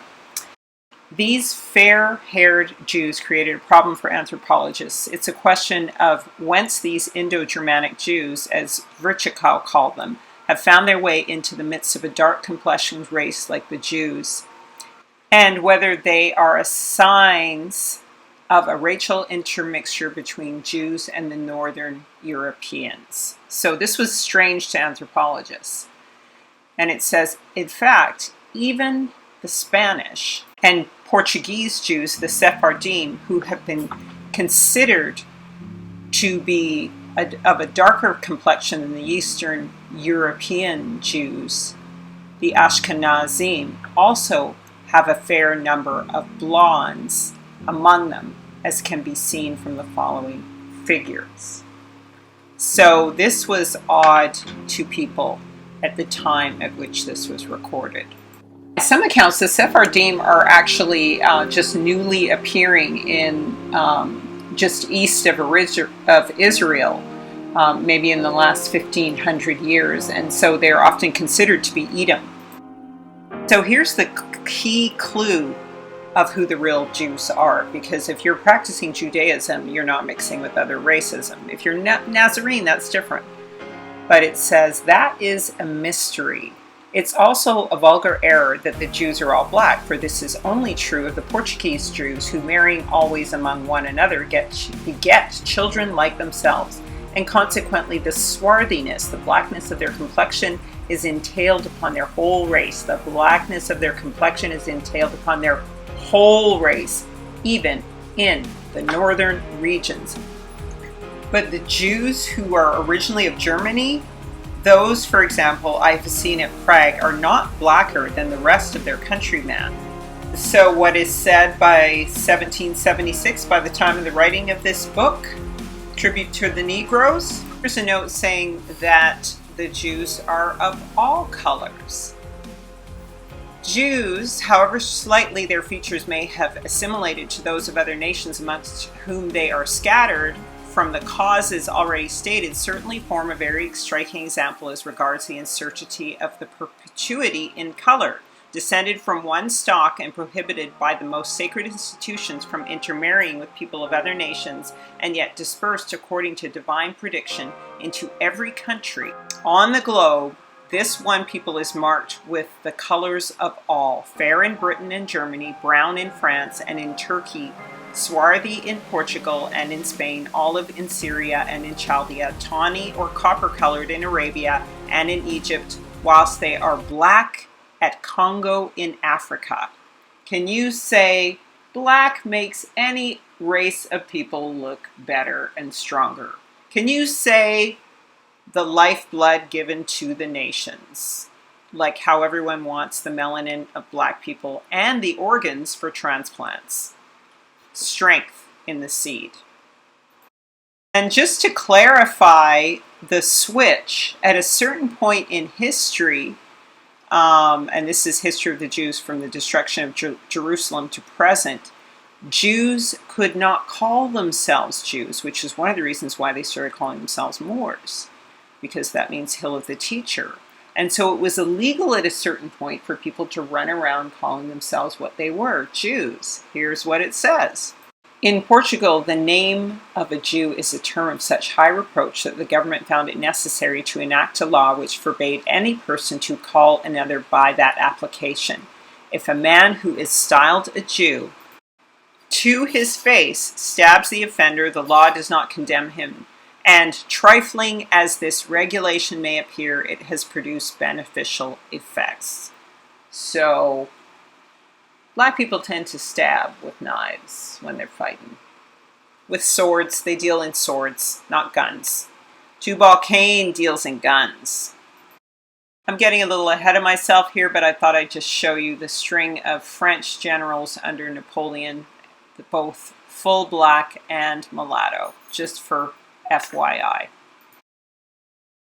As I showed you in my last documentary, there were so many mixed blacks with whites who were descendants of the Deuteronic Knights, who were also mixed with the Ottomans, the Oz-Taymanis, that we have people showing up there in Russia, first under the rule of Israel through evangelism and as Nazarenes, and then under Edom, like Pushkin, for example, here.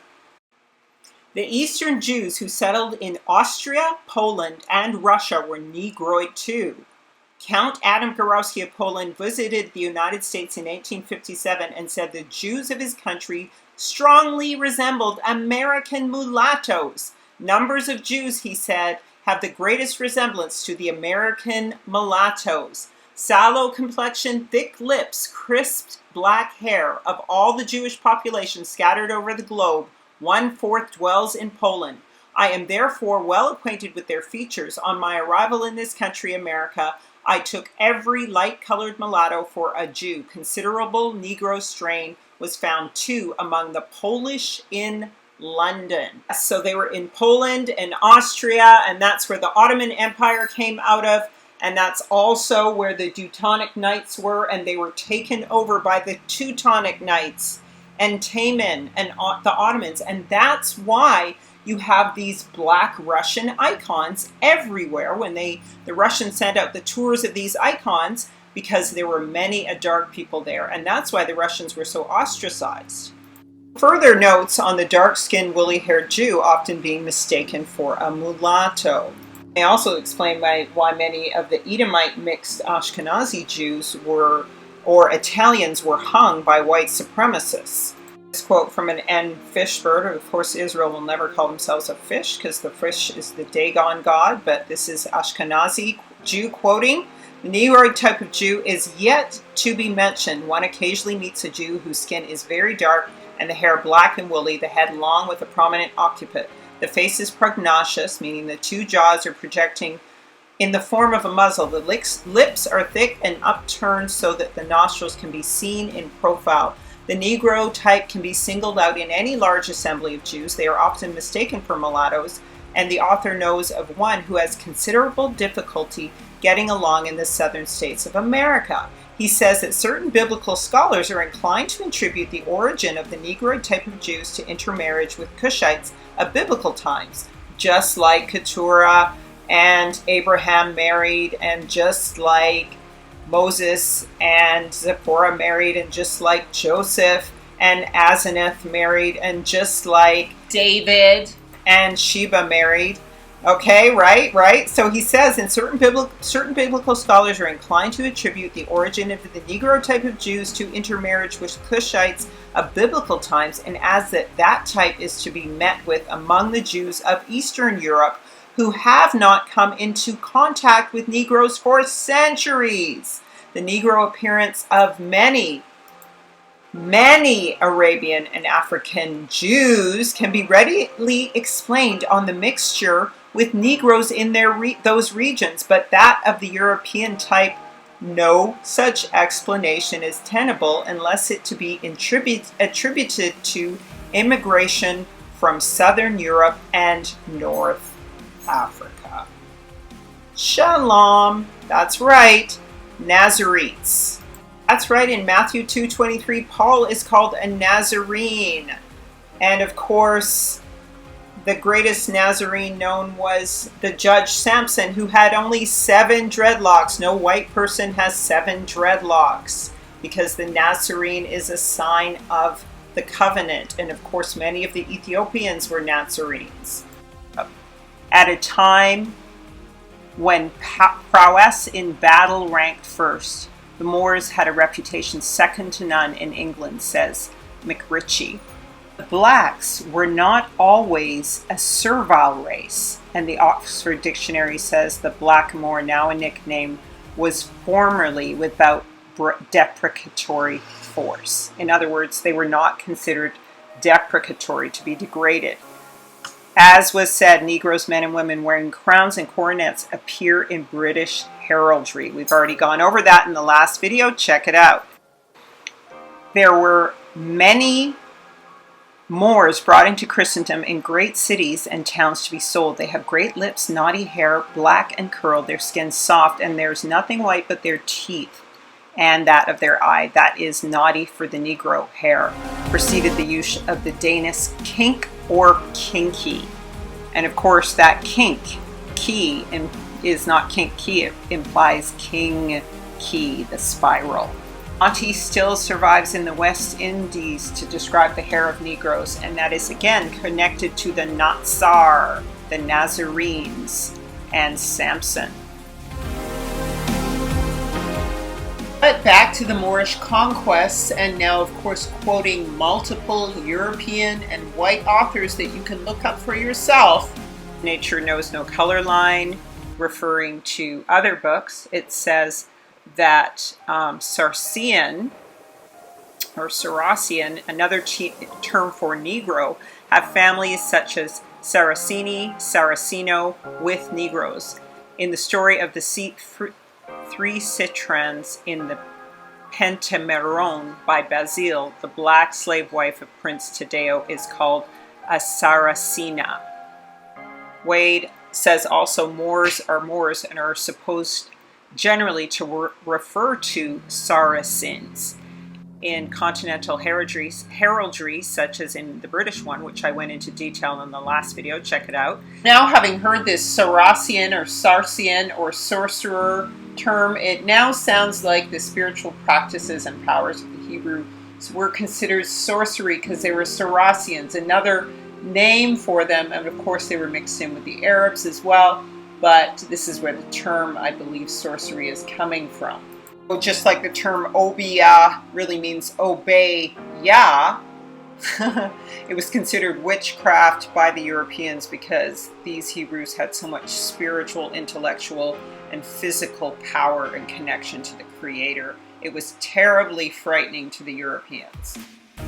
In 982, they defeated the flower of Christendom under Otto Pope II of Germany. Unmixed Negro troops, most of them from Ethiopia and Sudan, furnished a large part of the Moorish or Saracen troops. Now, of course, we know these are Hebrew Israelites. These are Israel East Africans, as they are calling them, and of course mixed in with Ethiopians. But this is what they wanted to label them as being Africans, but not true Israel, because this is when the switch was happening. So read this with that in mind as I read this for you.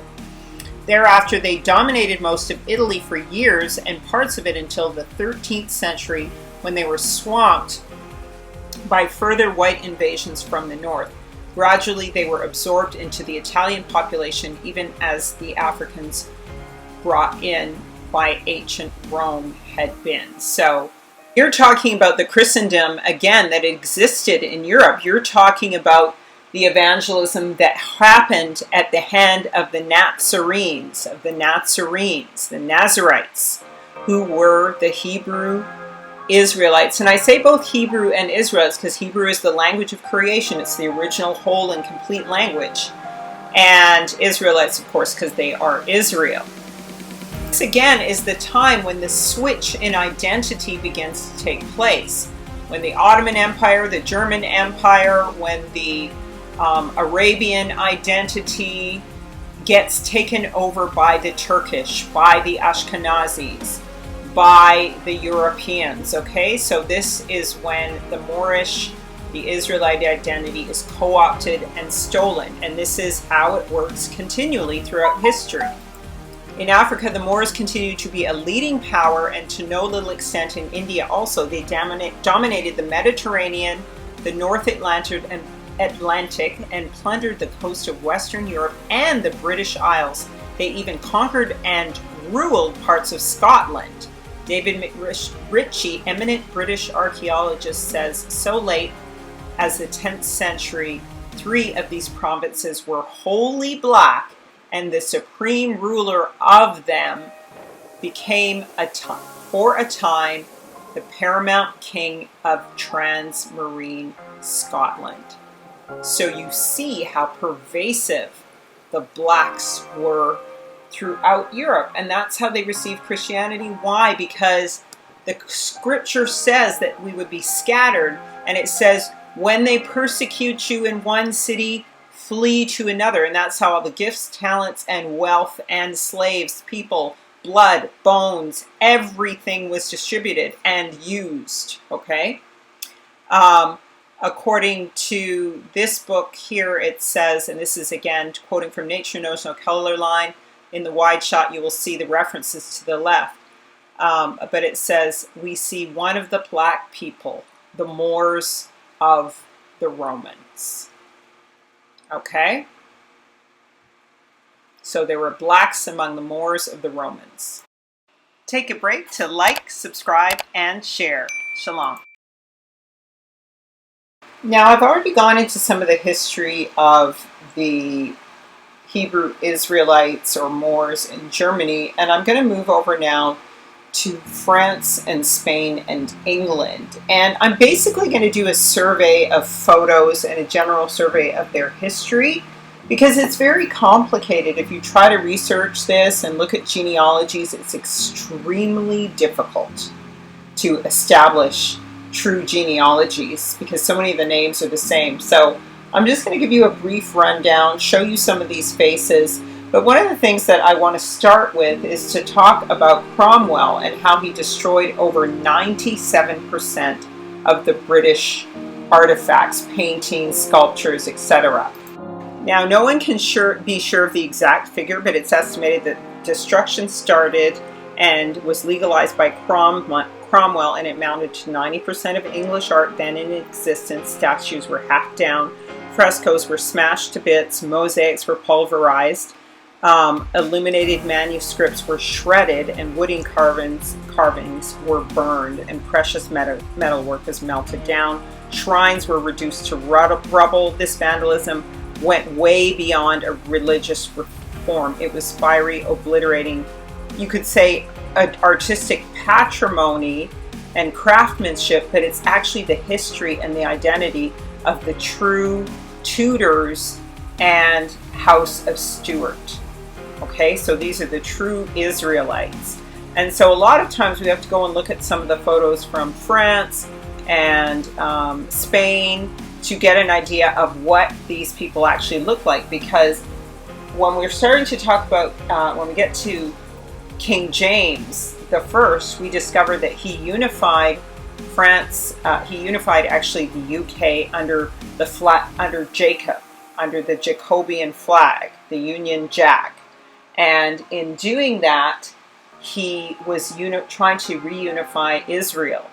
And so there was a serious attack on his family line in history, and of course we all know that eventually William of Orange's line came in and Queen Victoria came in and did all of her massacres and sold all kinds of people into slavery. But before that, there was Cromwell and his nephew, Oliver Cromwell, who came next, who destroyed King James and his family line. And so this was part of the agenda of the switch from Negro to Bianco, from Negro to Bianco. Catherine Medici was a descendant of the Italian Medici family, and she was orphaned, and she was known as the Black Queen. She was daughter of Lorenzo de Medici, Duke of Urbino, and usually dukes are Edomites. They always called themselves Edomites, and they made a vow in scripture never to be king or ruler over one another, but always to be dukes and always to have a Gentile king. Genesis 36:15 says these were the dukes of the sons of Esau: Duke Eliphaz, the firstborn son of Esau; Duke Taman, hence Taman, Ottoman Empire. And of course, he also had Omar, Duke Zipho. Zipho actually mixed in with the Gentiles of Chittim and became the Romans. And then there's more dukes on the list, but that's how you can identify Esau. And so her parents died when she was very young, and then she was known as the Orphan of Florence, and sent as a tween, probably around 15, 16 years old, to marry Francois I, the future Henry II of France. And she was mainly just supposed to produce babies because he had a mistress, and Catherine was known to be the Black Queen, initially because she couldn't produce any children, and eventually she produced about 11, one of whom was married to Prince Philip of Spain. So Catherine was a contemporary of Charles V, the Holy Roman Empire king, and Elizabeth de Valois was her daughter, and she married Prince Philip, and so she had the two daughters of Spain. Elizabeth de Valois did, but she died at a very young age, as I said in the last video that you can watch. She was also quite notorious for the St. Bartholomew Days massacre. Catherine Medici was, for massacring all of these Protestant Huguenots. She was a staunch Catholic, and if you look at some of her clothing, she is wearing a rope around her waist, a cable, a Kabbalah, or what also looks like a dragonfly over clothing, which is a satanic kind of a symbol. The dragonfly is attached to mixing and mating with fallen angels, and she was able to have 11 children, and the first of which died. You know, you sacrifice your firstborn son, right? So that's kind of probably what happened to him on some level, I suspect. But this first child was actually betrothed to Mary, Queen of Scots. And Mary, Queen of Scots was brought up in the palace, the French palace, with Catherine Medici's children, raised with them. She was daughter of Mary of Guise. Mary of Guise was the wife of King James V of Scotland. You say King, you can see here, King James looks a lot like this actor from Ally McBeal and from The Flash. But his face is very whitewashed, which is typical of all of these paintings. They're usually, the hair looks okay, but in the front the face gets kind of whitewashed.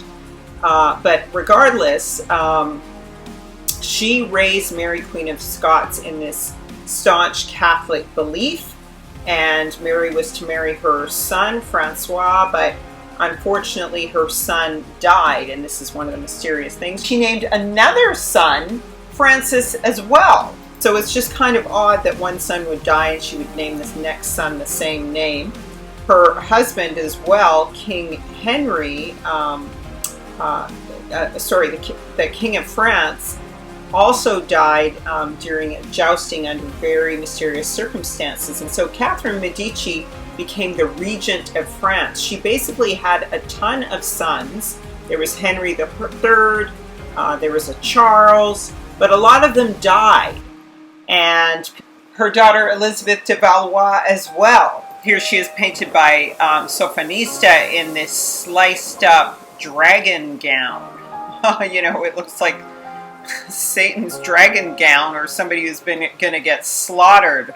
People attribute this to witchcraft and of course her being involved with darker forces, and with some of the clothing here that she's wearing you get an idea that possibly she was, and because she was attached to this massacre. Another interesting connection that she has is to, and these paintings and illustrations by this artist really document well some of the royalty that visited their palaces in France. And so the paintings may not have existed in England, but they definitely still, the illustrations, a lot of them exist in France. So you can see pictures of Anne Boleyn, mother of Queen Elizabeth, here in France as lady-in-waiting to Mary Tudor, the sister of King Henry VIII. And even in this illustration, they illustrate her as a man here in France, as transgender. And this is actually a pattern in a lot of the doctored paintings. She's very brown-skinned. You can again here we see an image of a transgender Mary Tudor with the Rosicrucian rose in her hand. And we also see a very Neanderthal-looking King Henry VIII. But when we look at these other two pictures of them, they much more resemble darker-skinned or black people, kind of mixed and faded out a bit. And we can see that when we look at or this photo of this man who is a current Hebrew today, or these other illustrations that we see of Mary Tudor and Henry, looking much more robust, looking much swarthier. Queen Elizabeth's was actually, her longest love affair was with the Duke of Alençon.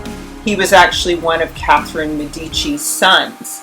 And so you can see, when you look at the picture of the King of France, who Catherine Medici was married to, again, he has a very similar look to Charles V. He's kind of this mulatto, kind of mixed race look, probably lightened up a bit by artists for the contemporary paintings and so forth.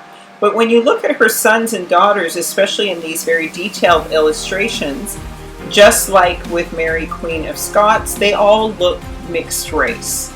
And these paintings look a little bit washed out. And then of course, when you see the offspring of her daughter, Elizabeth de Valois with Prince Philip, you also see that these children, they all look mixed race. And so when we finally, if we move over to England here and we see Mary, Queen of Scots, actually ended up marrying Lord Darnley. And when we look at Lord Darnley, another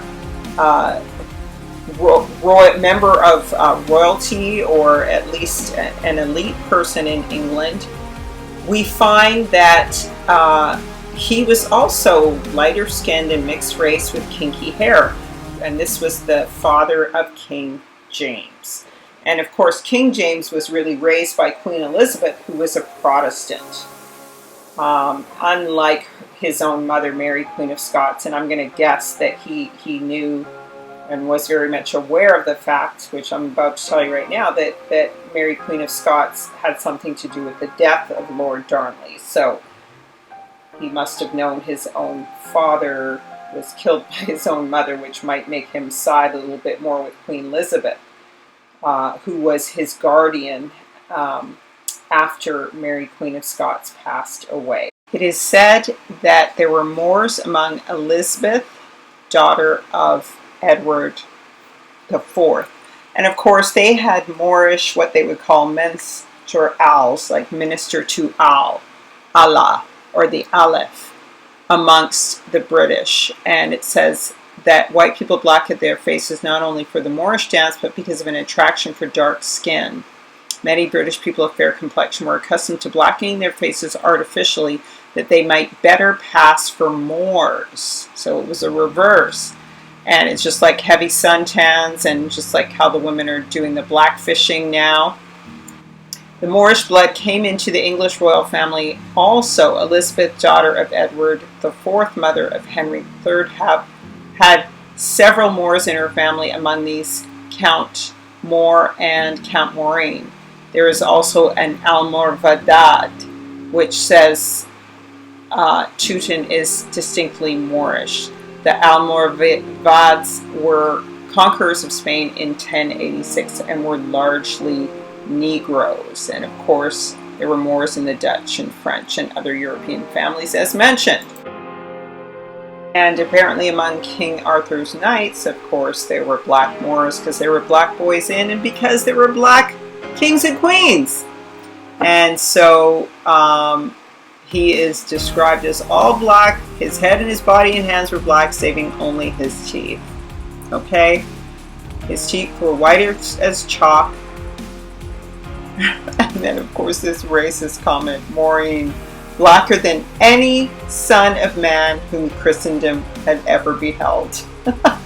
White people, you can be fully confident that a white person wrote that.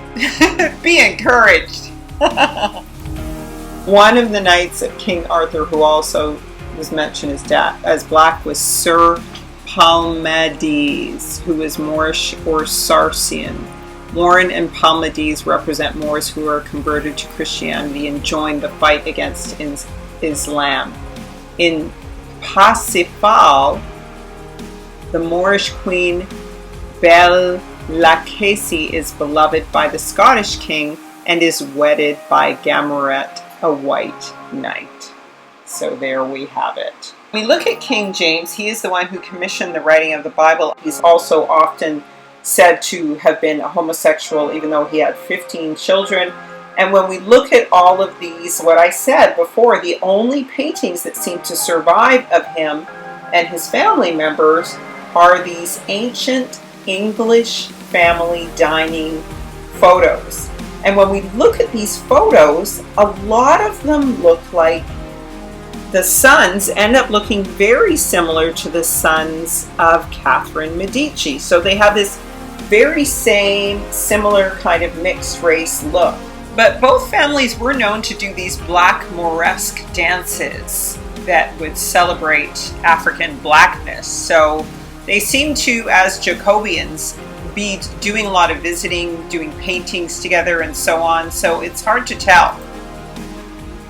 But this seems to be, and you know, the mixing in of the Hebrews with the Edomites, and the Hebrews were doing their last holdout in England on an island in Britannia, the land of the covenant, trying to hold on to their Protestant, more so Protestant faith, and printing the King James Bible, him commissioning it and having it sent out. And of course he was undermined by Cromwell, and Cromwell is the one who issued the edict. Now this was the nephew of the first Cromwell, Thomas Cromwell. His nephew issued the edict that all of the black Moors, the descendants of the Hebrews, would be removed from the UK and sent to the West Indies and to the New World. Cromwell was also the one who had the son of King James. Now King James died in his late 50s, but Cromwell had the son of King James, King Charles, executed. And I think I showed you before, there's this picture of King Charles here over the West Indies. And this is where a lot of the people who were expelled or banished from England during the time of Cromwell, after the death of King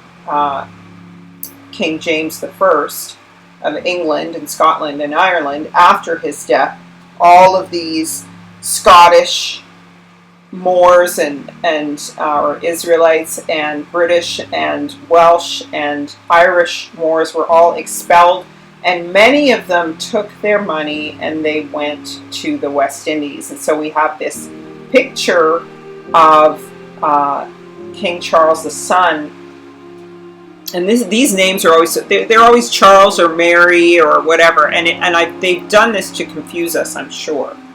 But regardless, this is where a lot of the people were expelled to. And I named some of the names in the previous documentary, so if you want to watch that, Goy Part 3, then we can see that we can see names like McPherson.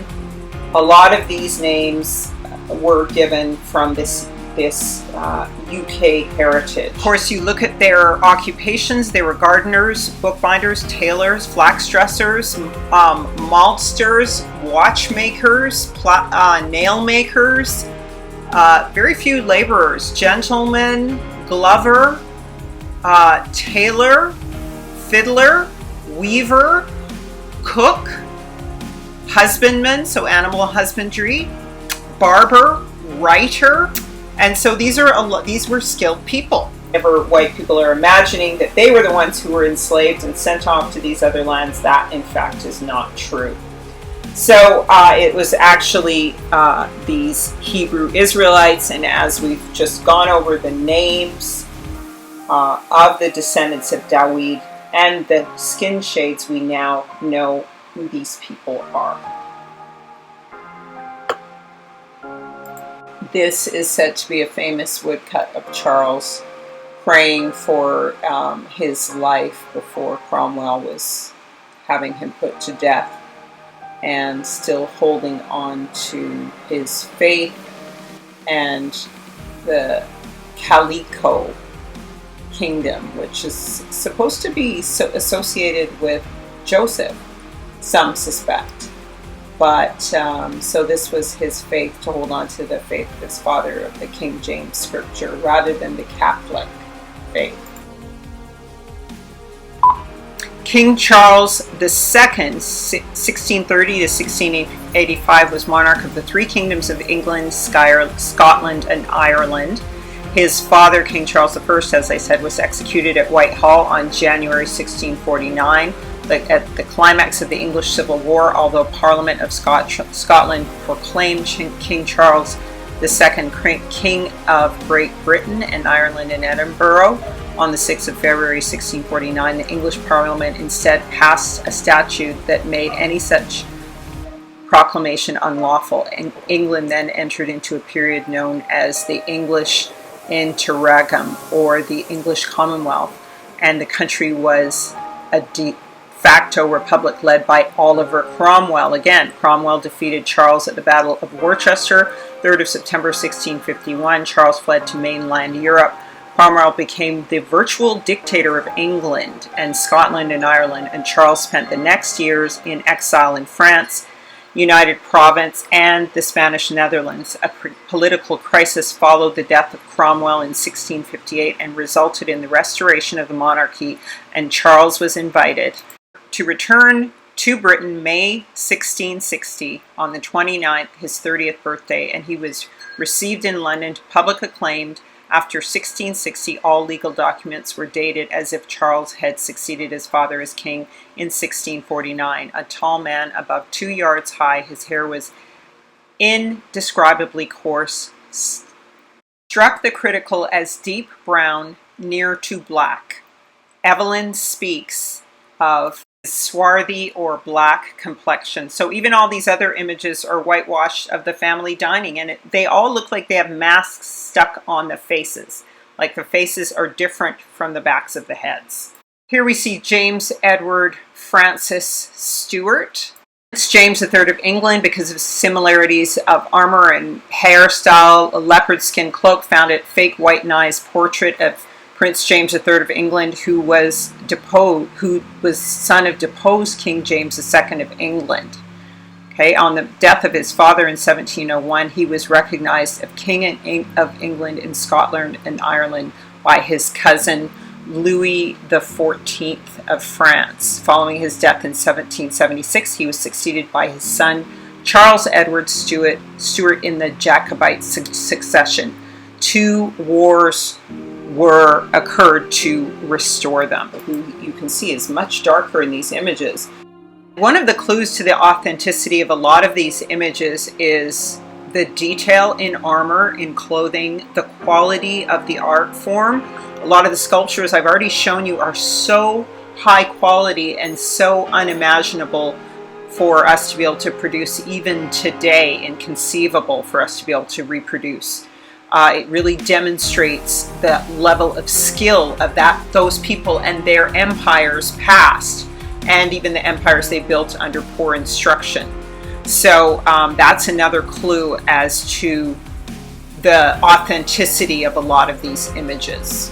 And we actually, when we go and look at the wife of King James, Queen Anne of Denmark, she's also portrayed as this red-haired woman. Here's another illustration of her, a couple of them here, and you see there's all these women in this particular picture, and they look like ladies in waiting, not just musicians. And so we have evidence here that King James in much later times brought Negroes who were brought to England chiefly from Africa, being baptized into the church and giving the surname Moore or Moore. And he cites the case of Ellen Moore, a A maid of honor to Queen Margaret of Scotland in 1504, he says the two Blackmore girls arrived and were educated in the court, and they were waited on.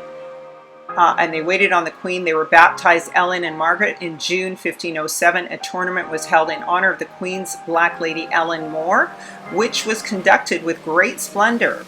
Her husband, King James, had Negro minstrels, the chief of which was Peter the Morin, or Moore. Mac Ritchie concludes Ellen More offers an unmistakable example of that surname Moore having been given because the person is distinguished by being a Moor. Moreau or Murray. So when we look at the words Moore, Morrow, Murray, those are all Moorish, Black Moorish names. They're participating in the Mooresque of blackness, okay? And so this is like a masquerade of blackness, pageant of Ethiopia, which Queen Anne, wife of King James, played in, and which her ladies-in-waiting joined her in. And you look at these women closely, they all look like black women, and it's like, again, another whitewashing of them. Their hair is painted red, because oftentimes you can take dark-haired people and make their hair red, and you can kind of get away with that more. Just think of Tyra Banks, or think of a lot of the Asians who dye their hair kind of that deep red color. And in these paintings, it betrays you into thinking that these are white people, but these are actually, look at them closely, their features, these are black women. And so it seems like the same was done to Queen Anne of Denmark. But let's look at the Mooresque ball just to understand what it was really about, understand its meaning. Now, apparently Queen Anne had ordered the Mask of Blackness in celebration of Black Beauty, which did not fade. The play was performed by members of the court, and it explained how blacks, the sun people, so that's like Ham, which means people of the burnt faces, dark faces, came to Europe to look for a milder sun. The play was a personage of the Niger River, Negro. The costume design shows a tall black woman, Anne of Denmark, who is certainly black, as the whole Stuart dynasty was of dark skin. Now, as to what happened to the rest of the line of King James, they fought from Belgium and Germany and Prussia for their line to be reinstated for years, and it never really happened.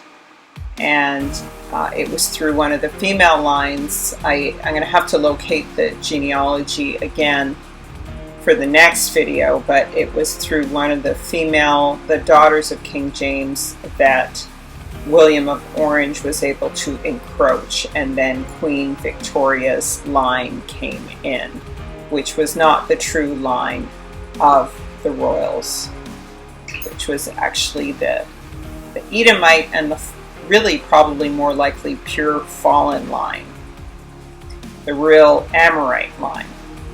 They invaded after Queen Charlotte through her line, through her sons, and King George's sons, and actually a foreign line.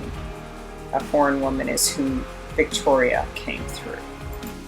So Yasharel's kingdom was lost, but these skeletal bones still bear witness to the great fish that digested and still holds captive Yasharel in the underworld. But nonetheless, the sleeping giant is awakening and has woken, and Yah has seen it all.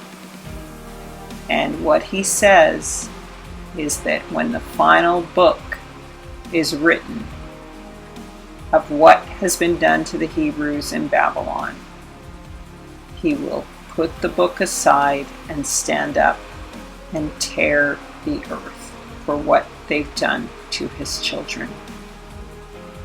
This is the terror that's going to come upon all of the nations until they repent, and they're going to have to war with the serpent and to return Yashrael and to return themselves to Yahshua.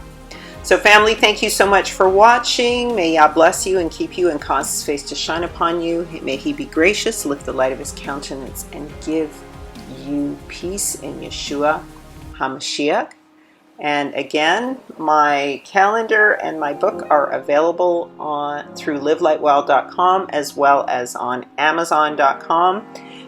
You can make a donation. Like, subscribe, and share, and we will be dealing with the indigenous Americans and hopefully a wrap-up and a little bit of prophecy in the last episode.